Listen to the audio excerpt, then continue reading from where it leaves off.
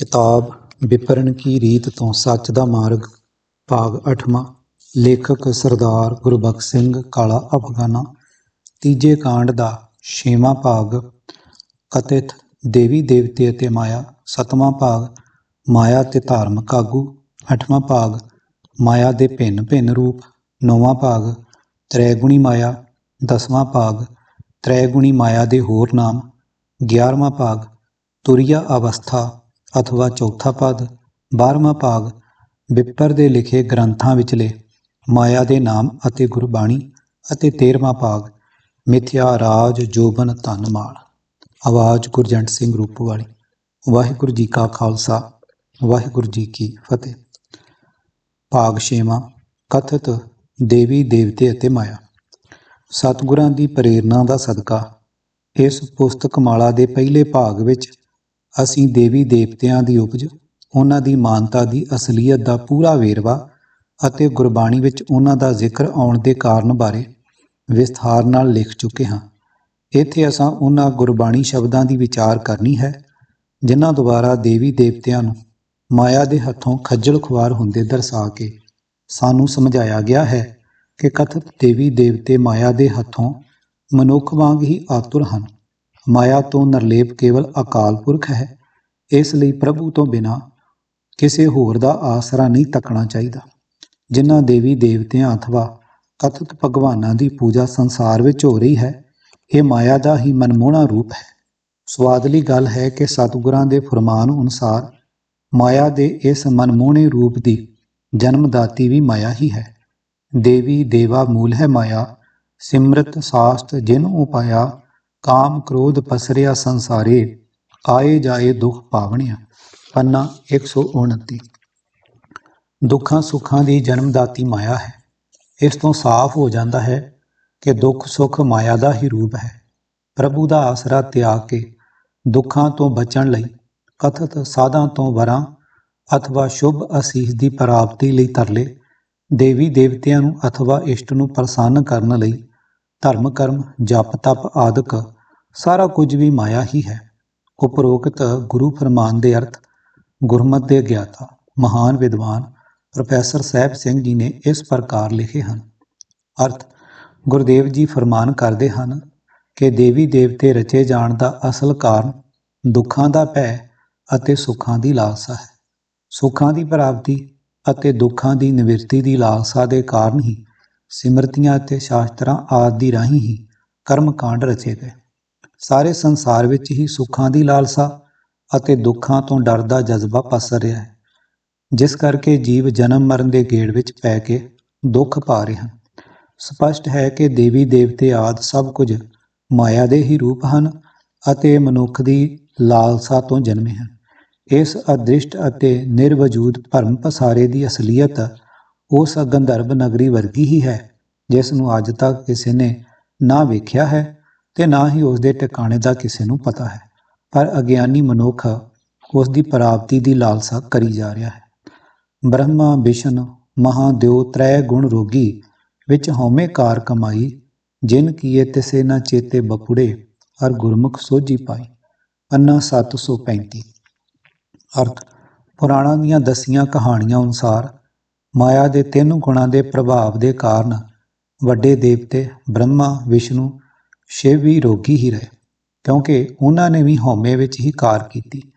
ਪੁਰਾਣਾਂ ਦੀਆਂ ਹੀ ਕਹਾਣੀਆਂ ਅਨੁਸਾਰ ਉਹ ਵਿਚਾਰੇ ਤਾਂ ਉਸ ਪਰਮਾਤਮਾ ਨੂੰ ਵੀ ਚੇਤੇ ਵਿੱਚ ਨਾ ਰੱਖ ਸਕੇ ਜਿਸ ਨੇ ਉਹਨਾਂ ਨੂੰ ਪੈਦਾ ਕੀਤਾ ਸੀ, ਆਪ ਹੀ ਪ੍ਰਭੂ ਬਣ ਬੈਠੇ। ਪਰਮਾਤਮਾ ਦੀ ਸੂਝ ਤਾਂ ਗੁਰੂ ਦੀ ਸ਼ਰਨ ਪਿਆ ਹੀ ਪੈਂਦੀ ਹੈ। ਬ੍ਰਹਮਾ ਵਿਸ਼ਨ ਮਹੇਸ਼ ਵਿਚਾਰੀ, ਤ੍ਰੈ ਗੁਣ ਬਦਕ ਮੁਕਤ ਨਿਰਾਰੀ, ਗੁਰਮੁਖ ਗਿਆਨ ਏਕੋ ਹੈ ਜਾਤਾ, ਆਂਦਿਨ ਨਾਮ ਰਵੀਜੈ ਹੈ। ਪੰਨਾ 1049 ਅਤੇ 50।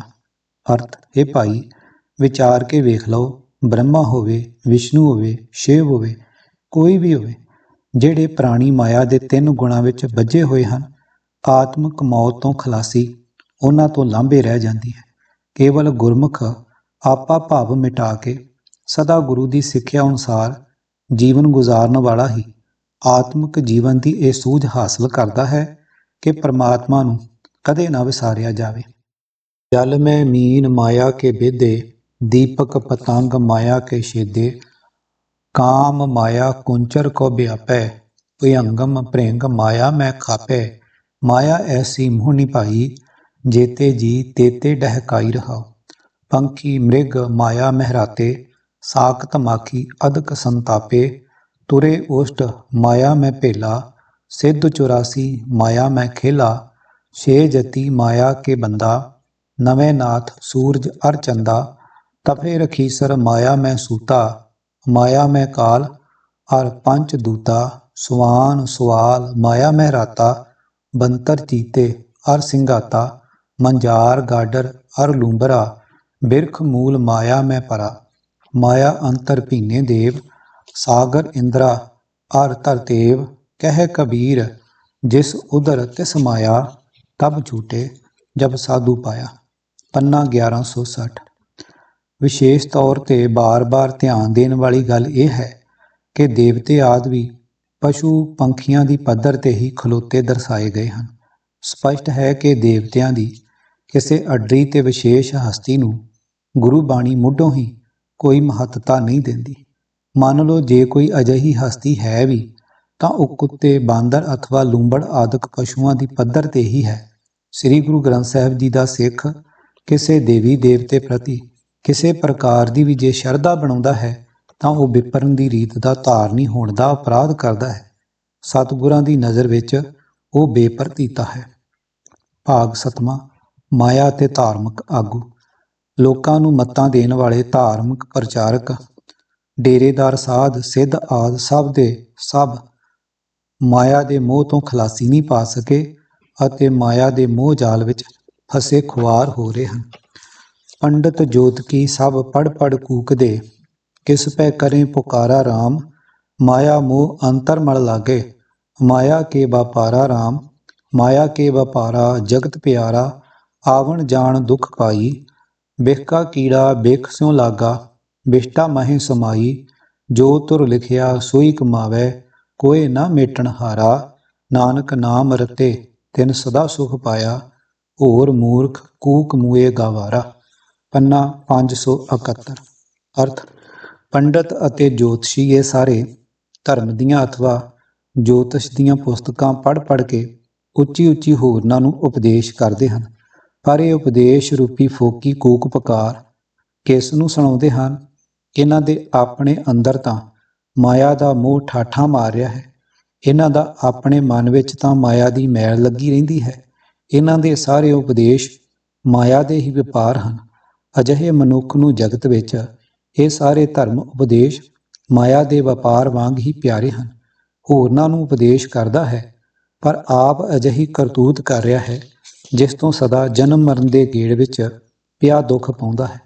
ਅਜਿਹਾ ਮਨੁੱਖ ਸਾਰੀ ਉਮਰ ਆਤਮਿਕ ਮੌਤ ਲਿਆਉਣ ਵਾਲੇ ਮੋਹ ਜ਼ਹਿਰ ਦਾ ਕੀੜਾ ਬਣਿਆ ਇਸੇ ਮਾਇਆ ਜ਼ਹਿਰ ਨੂੰ ਚਿੰਬੜਿਆ ਰਹਿੰਦਾ ਹੈ ਅਤੇ ਇਸੇ ਗੰਧ ਵਿੱਚ ਫਸਿਆ ਆਤਮਿਕ ਜੀਵਨ ਮੁਕਾ ਲੈਂਦਾ ਹੈ। ਪਰਮਾਤਮਾ ਨੇ ਅਜਿਹੇ ਮਨੁੱਖ ਦੇ ਆਪਣੇ ਕੀਤੇ ਕਰਮਾਂ ਦੇ ਅਨੁਸਾਰ ਜੋ ਕੁਝ ਧੁਰੋਂ ਲਿਖ ਦਿੱਤਾ, ਫਿਰ ਇਹ ਉਹੀ ਕੁਝ ਕਮਾਉਂਦਾ ਰਹਿੰਦਾ ਹੈ। ਕੋਈ ਮਨੁੱਖ ਉਸ ਦੇ ਇਹ ਲੇਖ ਮਿਟਾ ਨਹੀਂ ਸਕਦਾ। ਇਹ ਨਾਨਕ, ਜਿਹੜੇ ਮਨੁੱਖ ਪਰਮਾਤਮਾ ਦੇ ਨਾਮ ਰੰਗ ਵਿੱਚ ਰੰਗੇ ਰਹਿੰਦੇ ਹਨ ਉਹ ਸਦਾ ਹੀ ਆਨੰਦ ਮਾਣਦੇ ਹਨ। ਬਾਕੀ ਦੇ ਉਹ ਮੂਰਖ ਅਥਵਾ ਗਵਾਰ ਹਨ ਜੋ ਉਹਨਾਂ ਨੂੰ ਹੀ ਉਪਦੇਸ਼ ਕਰ ਕਰਕੇ ਆਪ ਆਤਮਿਕ ਮੌਤ ਸਹੇੜ ਲੈਂਦੇ ਹਨ। ਮਾਇਆ ਦੀ ਖਾਤਰ ਦੇਸੋਂ ਪਰਦੇਸ ਦੌੜੇ ਫਿਰਦੇ ਹਨ। ਅਖੌਤੀ ਸਾਧ ਸੰਤ, ਰਾਗੀ, ਢਾਡੀ, ਪ੍ਰਚਾਰਕ ਸਾਰੇ ਦੂਜਿਆਂ ਨੂੰ ਕਈ ਤਰ੍ਹਾਂ ਦੇ ਭਰਮ ਜਾਲ ਵਿੱਚ ਫਸਾ ਕੇ ਮਾਇਆ ਦੀ ਉਗਰਾਹੀ ਕਰਦੇ ਫਿਰ ਰਹੇ ਹੁੰਦੇ ਹਨ। ਇਹਨਾਂ ਦੇ ਪਹਿਰਾਵੇ ਤੋਂ ਭੁਲੇਖਾ ਨਹੀਂ ਖਾਣਾ ਚਾਹੀਦਾ ਅਤੇ ਆਪਣੀ ਨੇਕ ਕਮਾਈ ਮਾਇਆ ਠੱਗਣ ਵਾਸਤੇ ਦੌੜੇ ਫਿਰਦੇ ਕਥਿਤ ਧਰਮ ਆਗੂਆਂ ਦੀਆਂ ਜੇਬਾਂ ਭਰਨ ਤੇ ਗਵਾਉਣ ਨਾਲੋਂ ਅਜਿਹੇ ਥਾਂ ਖਰਚਣੀ ਚਾਹੀਦੀ ਹੈ ਜਿਸ ਤੋਂ ਸਤਿਗੁਰਾਂ ਦੇ ਗਿਆਨ ਦਾ ਠੀਕ ਅਤੇ ਯੋਜਨਾਬੱਧ ਤਰੀਕੇ ਨਾਲ ਪ੍ਰਚਾਰ ਕੀਤਾ ਜਾ ਸਕੇ। ਮੋਹਤੀ ਮੋਹਤ ਰਹੇ ਨਾ ਹੋਰੀ, ਸਾਧਕ ਸਿੱਧ ਸਗਲ ਕੀ ਪਿਆਰੀ, ਟੂਟੇ ਨਾ ਕਾਹੂ ਤੋਰੀ ਰਹਾ, ਖਟ ਸ਼ਾਸਤਰ ਉਚਰਤ ਰਸਨਾਗਰ, ਤੀਰਥ ਗਵ ਨ ਥੋਰੀ, ਪੂਜਾ ਚੱਕਰ ਬਰਤ ਨੇਮ ਤਪੀਆ, ਊਹਾਂ ਗੈਲ ਨ ਛੋਰੀ, ਅੰਧ ਕੂਪ ਮੈਂ ਪਤਤ ਹੋਤ ਜਗ, ਸੰਤੋ ਕਰੋ ਪਰਮ ਗਤ ਮੋਰੀ, ਸਾਧ ਸੰਗਤ ਨਾਨਕ ਭਇਓ ਮੁਕਤਾ, ਦਰਸ਼ਨ ਪੇਖਤ ਭੋਰੀ। ਪੰਨਾ 1216। ਪੰਡਿਆ ਕਵਨ ਕੁਮਤ ਤੁਮ ਲਾਗੇ, ਬੂਢੋਗੇ ਪਰਿਵਾਰ ਸਕਲ ਸਿਉ, ਰਾਮ ਨ ਜਪੋ ਅਪਾਗੇ ਰਹਾਓ। वेद पुराण पढ़े का क्या गुण, खर चंदन जस भारा, राम नाम की गत नहीं जानी, कैसे उतर सपारा। जी बधो सो धर्म कर थापो, अधर्म कहो कत भाई, आपस को मुनिवर कर थापो, काको कहो कसाई। मन के अंधे आप न बूझो, काहे बुझावो भाई, माया कारण विद्या बेचो, जन्म अबिरथा जाई। नारद बचन व्यास कहत है, सुख को पूछो जाई, कह कबीर आरामे राम छूटो, नाहे ता बूढ़े पाई। पन्ना 1102 ਅਤੇ 3। ਅਰਥ, हे ਪੰਡਤ ਜੀ, ਤੁਸੀਂ ਲੋਕ ਕਿਹੜੀ ਕੁਮੱਤੇ ਲੱਗੇ ਪਏ ਹੋ। हे ਮੰਦਭਾਗੀ ਪਾਂਡੇ, ਤੁਸੀਂ ਪ੍ਰਭੂ ਦਾ ਨਾਮ ਨਹੀਂ ਸਿਮਰਦੇ। ਸਾਰੇ ਪਰਿਵਾਰ ਸਮੇਤ ਹੀ ਸੰਸਾਰ ਸਮੁੰਦਰ ਵਿੱਚ ਡੁੱਬ ਜਾਓਗੇ। हे ਪਾਂਡੇ, ਤੂੰ ਸੰਸਾਰ ਸਮੁੰਦਰ ਤੋਂ ਕਿਵੇਂ ਪਾਰ ਲੰਘੇਗਾ। ਇਹ ਤਾਂ ਤੈਨੂੰ ਸਮਝ ਹੀ ਨਹੀਂ ਪਈ ਕਿ ਪਰਮਾਤਮਾ ਦਾ ਨਾਮ ਸਿਮਰਿਆ ਕਿਹੋ ਜਿਹੀ ਆਤਮਿਕ ਅਵਸਥਾ ਬਣਦੀ ਹੈ। ਤੂੰ ਮਾਣ ਕਰਦਾ ਹੈ ਕਿ ਤੂੰ ਦੇਵ ਆਦਿਕ ਧਰਮ ਪੁਸਤਕਾਂ ਪੜ੍ਹਿਆ ਹੋਇਆ ਹੈ, ਪਰ ਵੇਦ ਪੁਰਾਣ ਦਾ ਕੋਈ ਵੀ ਲਾਭ ਨਹੀਂ ਜੇ ਨਾਮ ਤੋਂ ਸੁਣਿਆ ਰਿਹਾ। ਇਸ ਪੜ੍ਹਾਈ ਦਾ ਤਾਂ ਦਿਮਾਗ ਉੱਤੇ ਭਾਰ ਹੀ ਲੱਦ ਲਿਆ, ਜਿਵੇਂ ਕਿਸੇ ਖੋਤੇ ਉੱਤੇ ਚੰਦਨ ਲੱਦ ਲਿਆ। ਇਹ ਪਾਂਡੇ, ਤੁਸੀਂ ਮਾਸ ਖਾਣ ਨੂੰ ਨਿੰਦਦੇ ਹੋ, ਪਰ ਜੱਗ ਕਰਨ ਵੇਲੇ ਤੁਸੀਂ ਵੀ ਜੀਵ ਮਾਰਦੇ ਹੋ। ਇਸ ਨੂੰ ਧਰਮ ਦਾ ਕੰਮ ਸਮਝਦੇ ਹੋ। ਫਿਰ ਇਹ ਭਾਈ ਦੱਸੋ, ਪਾਪ ਕਿਹੜਾ ਹੈ। ਜੱਗ ਕਰਨ ਵੇਲੇ ਕੁਰਬਾਨੀ ਦੇਣ ਲਈ ਪਸ਼ੂ ਮਾਰ ਕੇ ਤੁਸੀਂ ਆਪ ਵੀ ਜੀਵ ਹਿੰਸਾ ਕਰਦੇ ਹੋ, ਪਰ ਆਪਣੇ ਆਪ ਨੂੰ ਤੁਸੀਂ ਸ੍ਰੇਸ਼ਟ ਮਿੱਥਦੇ ਹੋ। ਇਹ ਜੀਵ ਮਾਰਨ ਵਾਲੇ ਲੋਕ ਰਿਸ਼ੀ ਹੋ ਸਕਦੇ ਹਨ, ਤਾਂ ਤੁਸੀਂ ਕਸਾਈ ਕਿਸ ਨੂੰ ਆਖਦੇ ਹੋ। ਭਾਵ ਤੁਸੀਂ ਉਹਨਾਂ ਲੋਕਾਂ ਨੂੰ ਕਸਾਈ ਕਿਸ ਦਲੀਲ ਨਾਲ ਆਖਦੇ ਹੋ ਜੋ ਮਾਸ ਦੇ ਵਪਾਰ ਤੋਂ ਰੋਟੀ ਕਮਾ ਕੇ ਖਾਂਦੇ ਹਨ। ਹੇ ਅਗਿਆਨੀ ਪਾਂਡੇ, ਤੁਹਾਨੂੰ ਆਪ ਨੂੰ ਜੀਵਨ ਦੇ ਸਹੀ ਰਸਤੇ ਦੀ ਕੋਈ ਸਮਝ ਨਹੀਂ ਆਈ, ਹੋਰ ਕਿਸ ਨੂੰ ਮੱਤਾਂ ਦੇ ਰਹੇ ਹੋ। ਇਸ ਪੜ੍ਹੀ ਹੋਈ ਵਿਦਿਆ ਤੋਂ ਤੁਸੀਂ ਆਪ ਕੋਈ ਲਾਭ ਨਹੀਂ ਉਠਾ ਰਹੇ, ਇਸ ਵਿਦਿਆ ਨੂੰ ਸਿਰਫ ਮਾਇਆ ਦੀ ਖਾਤਰ ਵੇਚ ਹੀ ਰਹੇ ਹੋ। ਇਸ ਤਰ੍ਹਾਂ ਜ਼ਿੰਦਗੀ ਵਿਅਰਥ ਗੁਜ਼ਰ ਰਹੀ ਹੈ। ਯਾਦ ਰੱਖੋ, ਦੁਨੀਆ ਦੇ ਬੰਧਨਾਂ ਤੋਂ ਪ੍ਰਭੂ ਦਾ ਨਾਮ ਸਿਮਰ ਕੇ ਹੀ ਮੁਕਤ ਹੋ ਸਕਦੇ ਹੋ, ਨਹੀਂ ਤਾਂ ਆਪਣੇ ਆਪ ਨੂੰ ਡੁੱਬੇ ਸਮਝੋ। ਜੇ ਮੇਰੀ ਇਸ ਗੱਲ ਉੱਤੇ ਯਕੀਨ ਨਹੀਂ ਤਾਂ ਆਪਣੇ ਹੀ ਪੁਰਾਣੇ ਰਿਸ਼ੀਆਂ ਦੇ ਬਚਨ ਪੜ੍ਹ ਸੁਣ ਕੇ ਵੇਖੋ। ਨਾਰਦ ਰਿਸ਼ੀ ਦੇ ਇਹੀ ਬਚਨ ਹਨ, ਵਿਆਸ ਵੀ ਇਹੀ ਗੱਲ ਆਖਦਾ। ਸੁਖਦੇਵ ਨੂੰ ਹੀ ਜਾ ਕੇ ਪੁੱਛ ਲਵੋ, ਭਾਵ ਇਹਨਾਂ ਰਿਸ਼ੀਆਂ ਦੇ ਨਾਮ ਤੇ ਲਿਖੇ ਗ੍ਰੰਥ ਪੜ੍ਹ ਕੇ ਵੇਖ ਲਓ, ਉਹ ਵੀ ਇੱਕੋ ਗੱਲ ਕਹਿੰਦੇ ਮਿਲਣਗੇ ਕਿ ਨਾਮ ਸਿਮਰਿਆ ਪਾਰ ਉਤਾਰਾ ਹੁੰਦਾ ਹੈ। ਮਾਇਆ ਕਾ ਮੁਹਤਾਜ ਪੰਡਿਤ ਕਹਾਵੇ, ਵਿਖਿਆ ਰਾਤਾ ਬਹੁਤ ਦੁੱਖ ਪਾਵੇ, ਜਮ ਕਾ ਗਲ ਜੇਵੜਾ ਨਿਤ ਕਾਲ ਸੰਤਾਵੇ। ਪੰਨਾ 231। ਅਰਥ, ਮਾਇਆ ਦਾ ਤ੍ਰਿਸ਼ਨਾਲੂ ਰਹਿੰਦਾ ਹੋਇਆ ਵੀ ਆਪਣੇ ਆਪ ਨੂੰ ਪੰਡਿਤ ਅਖਵਾਉਂਦਾ ਹੈ। ਮਾਇਆ ਦੇ ਮੋਹ ਵਿੱਚ ਫਸਿਆ ਅੰਤਰ ਆਤਮੇ ਉਹ ਬਹੁਤ ਦੁੱਖ ਸਹਿੰਦਾ ਰਹਿੰਦਾ ਹੈ। ਉਸ ਦੇ ਗਲ ਵਿੱਚ ਆਤਮਿਕ ਮੌਤ ਦਾ ਫਾਹਾ ਪਿਆ ਰਹਿੰਦਾ ਹੈ। ਆਤਮਿਕ ਮੌਤ ਉਸ ਨੂੰ ਸਦਾ ਦੁਖੀ ਰੱਖਦੀ ਹੈ। ਤੁਧ ਸਿਰ ਲਿਖਿਆ ਸੋ ਪੜ੍ਹ ਪੰਡਤ, ਅਵਰਾਂ ਨੂੰ ਨਾ ਸਿਖਾਲ ਵਿਖਿਆ, ਪਹਿਲਾ ਫਾਹਾ ਪਿਆ ਪਾਂਦੇ, ਪਿੱਛੋਂ ਦੇ ਗਲ ਚਾਟੜਿਆਂ, ਸੱਸੇ ਸੰਜਮ ਗਇਓ ਮੂੜੇ, ਏਕ ਦਾਨ ਤੁਧ ਕੋ ਥਾਏ ਲਿਆ, ਸਾਈ ਪੁੱਤਰੀ ਜਜਮਾਨ ਕੀ ਸਾ ਤੇਰੀ, ਏਦ ਧਨ ਖਾਦੇ ਤੇਰਾ ਜਨਮ ਗਿਆ। ਮਮੇ ਮਤ ਹਿਰ ਲਈ ਤੇਰੀ ਮੂੜੇ, ਹਉਮੈ ਵੱਡਾ ਰੋਗ ਪਿਆ, ਅੰਤਰ ਆਤਮੇ ਬ੍ਰਹਮ ਨ ਚੀਨਿਆ, ਮਾਇਆ ਕਾ ਮੁਹਤਾਜ ਪਿਆ। ਪੰਨਾ 434 ਅਤੇ 35। ਭਾਗ 8ਵਾਂ। ਮਾਇਆ ਦੇ ਭਿੰਨ ਭਿੰਨ ਰੂਪ। ਬਹੁਰੰਗੀ ਮਾਇਆ। ਬਹੁ ਰੰਗ ਮਾਇਆ ਬਹੁ ਬਿਧ ਪੇਖੀ, ਕਲਮ ਕਾਗਤ ਸਿਆਣਪ ਲੇਖੀ, ਮਹਿਰ ਮਲੂਕ ਹੋਏ ਦੇਖਿਆ ਖਾਨ, ਤਾਂਤੇ ਨਾਹੀ ਮਨ ਤ੍ਰਿਪਤਾਨ, ਸੋ ਸੁਖ ਮੋਕੋ ਸੰਤ ਬਤਾਵੋ, ਤ੍ਰਿਸ਼ਨਾ ਬੂਝੇ ਮਨ ਤ੍ਰਿਪਤਾਵੋ ਰਹਾ। ਅਸ ਪਵਨ ਹਸਤ ਅਸਵਾਰੀ, ਚੂਆ ਚੰਦਨ ਸੇਜ ਸੁੰਦਰ ਨਾਰੀ, ਨਟ ਨਾਟਕ ਅਖਾਰੇ ਗਾਇਆ, ਤਾਂ ਮੈਂ ਮਨ ਸੰਤੋਖ ਨ ਪਾਇਆ, ਤਖਤ ਸਭ ਮੰਡਨ ਦੋਲੀਚੇ, ਸਗਲ ਮੇਵੇ ਸੁੰਦਰ ਬਾਗੀਚੇ, ਅਖੇੜ ਬਿਰਤ ਰਾਜਨ ਕੀ ਲੀਲਾ, ਮਨ ਨ ਸੁਹੇਲਾ ਪਰ ਪੰਚ ਹੀਲਾ। ਪੰਨਾ 179। ਅਰਥ, ਇਹ ਸੰਤ ਜਨੋ, ਮੈਨੂੰ ਉਹ ਆਤਮਕ ਆਨੰਦ ਦੱਸੋ ਜਿਸ ਨਾਲ ਮੇਰੀ ਮਾਇਆ ਦੀ ਤ੍ਰਿਸ਼ਨਾ ਮਿਟ ਜਾਏ। ਇਹ ਸੰਤ ਜਨੋ, ਮੇਰੇ ਮਨ ਨੂੰ ਸੰਤੋਖੀ ਬਣਾ ਦਿਓ ਰਹਾ। ਮੈਂ ਬਹੁਤ ਰੰਗਾਂ ਵਾਲੀ ਮਾਇਆ ਕਈ ਤਰੀਕਿਆਂ ਨਾਲ ਮੂੰਹਦੀ ਵੇਖੀ ਹੈ। ਕਾਗਜ਼ ਕਲਮ ਲੈ ਕੇ ਕਈਆਂ ਨੇ ਅਨੇਕਾਂ ਵਿਦਵਤਾ ਵਾਲੇ ਲੇਖ ਲਿਖੇ ਹਨ। ਮਾਇਆ ਉਹਨਾਂ ਨੂੰ ਵਿਦਵਤਾ ਦੇ ਰੂਪ ਵਿੱਚ ਮੋਹ ਰਹੀ ਹੈ। ਕਈਆਂ ਨੇ ਚੌਧਰੀ ਸੁਲਤਾਨ ਖਾਨ ਬਣ ਕੇ ਵੇਖ ਲਿਆ ਹੈ। ਇਹਨਾਂ ਨਾਲ ਕਿਸੇ ਦਾ ਮਨ ਤ੍ਰਿਪਤ ਨਹੀਂ ਹੋ ਸਕਿਆ। ਹਾਥੀਆਂ ਦੀ ਤੇ ਹਵਾ ਵਰਗੇ ਤੇਜ਼ ਘੋੜਿਆਂ ਦੀ ਸਵਾਰੀ ਕਈਆਂ ਨੇ ਕਰ ਵੇਖੀ ਹੈ। ਅਤਰ ਤੇ ਚੰਦਨ ਵਰਤ ਵੇਖਿਆ ਹੈ। ਸੁੰਦਰ ਇਸਤਰੀ ਦੀ ਸੇਜ ਮਾਣ ਵੇਖੀ ਹੈ। ਮੈਂ ਰੰਗ ਭੂਮੀ ਵਿੱਚ ਨਟਾਂ ਦੇ ਨਾਟਕ ਵੇਖੇ ਹਨ ਤੇ ਉਹਨਾਂ ਦੇ ਗੀਤ ਗਾਏ ਸੁਣੇ ਹਨ। ਇਹਨਾਂ ਵਿੱਚ ਰੁੱਝ ਕੇ ਵੀ ਕਿਸੇ ਦੇ ਮਨ ਨੇ ਸ਼ਾਂਤੀ ਪ੍ਰਾਪਤ ਨਹੀਂ ਕੀਤੀ।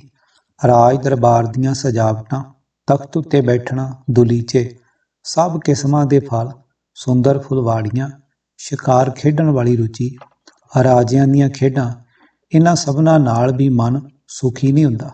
ਇਹ ਸਾਰਾ ਯਤਨ ਛਲ ਹੀ ਸਾਬਤ ਹੁੰਦਾ ਹੈ। ਸਦਾ ਸੁਹਾਗਣ ਮਾਇਆ ਇਸਤਰੀ, ਖਸਮ ਮਰੈ ਤਉ ਨਾਰ ਨ ਰੋਵੈ, ਉਸ ਰਖਵਾਰਾ ਔਰੋ ਹੋਵੈ, ਰਖਵਾਰੇ ਕਾ ਹੋਏ ਬਿਨਾਸ਼, ਆਗੈ ਨਰਕ ਇਹਾਂ ਭੋਗ ਬਿਲਾਸ। ਏਕ ਸੁਹਾਗਣ ਜਗਤ ਪਿਆਰੀ, ਸਗਲੇ ਜੀ ਜੰਤ ਕੀ ਨਾਰੀ ਰਹਾ। ਸੁਹਾਗਣ ਗਲ ਸੂਹੈ ਹਾਰ, ਸੰਤ ਕੋ ਬਿਖ ਬਿਕਸੈ ਸੰਸਾਰ, ਕਰ ਸ਼ਿੰਗਾਰ ਬਹੇ ਪਖਿਆਰੀ, ਸੰਤ ਕੀ ਠਿਠਕੀ ਰਹਿ ਵਿਚਾਰੀ। ਸੰਤ ਭਾਗ ਉਹ ਪਾਛੈ ਪਰੈ, ਗੁਰ ਪ੍ਰਸਾਦੀ ਮਾਰੋਂ ਡਰੈ, ਸਾਕਤ ਕੀ ਉਹ ਪਿੰਡ ਪਰਾਇਣ, ਹਮ ਕੋ ਦ੍ਰਿਸ਼ਟ ਪਰੇ ਤਰਖ ਡਾਇਣ। ਹਮ ਤਿਸ ਕਾ ਬਹੁ ਜਾਨਿਆ ਭਿਓ, ਜਬ ਹੁਏ ਕਿਰਪਾਲ ਮਿਲੇ ਗੁਰਦੇਵ। ਕਹੋ ਕਬੀਰ ਅਬ ਬਾਹਰ ਪਰੀ, ਸੰਸਾਰ ਕੈ ਅੰਚਲ ਲਰੀ। ਪੰਨਾ 871। ਅਰਥ, ਇਹ ਮਾਇਆ ਇੱਕ ਐਸੀ ਸੁਹਾਗਣ ਨਾਰ ਹੈ ਜਿਸ ਨੂੰ ਸਾਰਾ ਜਗਤ ਪਿਆਰ ਕਰਦਾ ਹੈ। ਸਾਰੇ ਜੀਆਂ ਜਨਤਾ ਇਸ ਨੂੰ ਆਪਣੀ ਇਸਤਰੀ ਬਣਾ ਕੇ ਰੱਖਣਾ ਚਾਹੁੰਦੇ ਹਨ, ਆਪਣੇ ਵਸ ਵਿੱਚ ਰੱਖਣਾ ਚਾਹੁੰਦੇ ਹਨ ਰਹਾਓ। ਪਰ ਇਸ ਮਾਇਆ ਨੂੰ ਇਸਤਰੀ ਬਣਾ ਕੇ ਰੱਖਣ ਵਾਲਾ ਮਨੁੱਖ ਆਖਰ ਮਰ ਜਾਂਦਾ ਹੈ। ਇਹ ਮਾਇਆ ਵਹੁਟੀ ਉਸਦੇ ਮਰਨ 'ਤੇ ਰੋਂਦੀ ਵੀ ਨਹੀਂ, ਕਿਉਂਕਿ ਇਸ ਦਾ ਰਾਖਾ ਖਸਮ ਕੋਈ ਧਿਰ ਹੋਰ ਬਣ ਜਾਂਦਾ ਹੈ। ਸੋ ਇਹ ਕਦੇ ਵੀ ਰੰਡੀ ਨਹੀਂ ਹੁੰਦੀ। ਇਸ ਮਾਇਆ ਦਾ ਰਾਖਾ ਮਰ ਜਾਂਦਾ ਹੈ। ਮਨੁੱਖ ਇੱਥੇ ਇਸ ਮਾਇਆ ਦੇ ਭੋਗਾਂ ਵਿੱਚ ਮਸਤ ਰਹਿਣ ਕਰਕੇ ਅਗਾਂਹ ਆਪਣੇ ਲਈ ਨਰਕ ਸਹੇੜਦਾ। ਇਸ ਸੁਹਾਗਣ ਨਾਰ ਦੇ ਗਲ ਵਿੱਚ ਹਾਰ ਸ਼ੋਭਦਾ, ਭਾਵ ਜੀਵਾਂ ਦੇ ਮਨ ਮੂਣ ਨੂੰ ਸਦਾ ਸੋਹਣੀ ਬਣੀ ਰਹਿੰਦੀ ਹੈ। ਇਸ ਨੂੰ ਵੇਖ ਵੇਖ ਕੇ ਜਗਤ ਖੁਸ਼ ਹੁੰਦਾ ਹੈ, ਪਰ ਸੰਤਾਂ ਨੂੰ ਇਹ ਜ਼ਹਿਰ ਵਾਂਗ ਦਿਸਦੀ ਹੈ। ਵੇਸਵਾ ਵਾਂਗ ਸਦਾ ਸ਼ਿੰਗਾਰ ਕਰੀ ਰੱਖਦੀ ਹੈ, ਪਰ ਸੰਤਾਂ ਦੀ ਫਟਕਾਰੀ ਹੋਈ ਵਿਚਾਰੀ ਸੰਤਾਂ ਤੋਂ ਪਰੇ ਪਰੇ ਹੀ ਫਿਰਦੀ ਹੈ। ਇਹ ਮਾਇਆ ਭੱਜ ਕੇ ਸੰਤਾਂ ਦੇ ਲੜ ਲੱਗਣ ਦੀ ਕੋਸ਼ਿਸ਼ ਕਰਦੀ ਹੈ, ਪਰ ਸੰਤਾਂ ਉੱਤੇ ਗੁਰੂ ਦੀ ਮਿਹਰ ਹੋਣ ਕਰਕੇ ਇਹ ਸੰਤਾਂ ਦੀ ਮਾਰ ਤੋਂ ਵੀ ਡਰਦੀ ਹੈ। ਇਸ ਵਾਸਤੇ ਨੇੜੇ ਨਹੀਂ ਟੁਕਦੀ। ਇਹ ਮਾਇਆ ਪ੍ਰਭੂ ਨਾਲੋਂ ਟੁੱਟੇ ਹੋਏ ਬੰਦਿਆਂ ਦੀ ਜਿੰਦ ਜਾਨ ਬਣੀ ਰਹਿੰਦੀ ਹੈ। ਪਰ ਮੈਨੂੰ ਤਾਂ ਇਹ ਭਿਆਨਕ ਡੈਣ ਦਿਸਦੀ ਹੈ। ਜਦੋਂ ਮੇਰੇ ਸਤਿਗੁਰੂ ਜੀ ਮੇਰੇ ਉੱਤੇ ਦਿਆਲ ਹੋਏ ਤੇ ਮੈਨੂੰ ਮਿਲ ਪਏ, ਤਦੋਂ ਤੋਂ ਮੈਂ ਇਸ ਮਾਇਆ ਦਾ ਭੇਦ ਪਾ ਲਿਆ ਹੈ। ਹੇ ਕਬੀਰ, ਹੁਣ ਤੂੰ ਬੇਸ਼ੱਕ ਆਖ, ਮੈਥੋਂ ਤਾਂ ਇਹ ਮਾਇਆ ਪਰੇ ਹਟ ਗਈ ਤੇ ਸੰਸਾਰੀ ਜੀਵਾਂ ਦੇ ਪੱਲੇ ਜਾ ਲੱਗੀ ਹੈ। ਗ੍ਰਸਤੀਆਂ ਲਈ ਲੋੜੀਂਦੀ ਮਾਇਆ ਸੁਹਾਗਣ ਪਰ, ਗ੍ਰਹਿ ਸ਼ੋਭਾ ਜਾ ਕੈ ਰੇ ਨਾਹੇ, ਆਵਤ ਪਹੀਆ ਖੂਦੇ ਜਾਹੇ, ਵਾਕੇ ਅੰਤਰ ਨਹੀਂ ਸੰਤੋਖ, ਬਿਨ ਸੁਹਾਗਣ ਲਾਗੇ ਦੋਖ।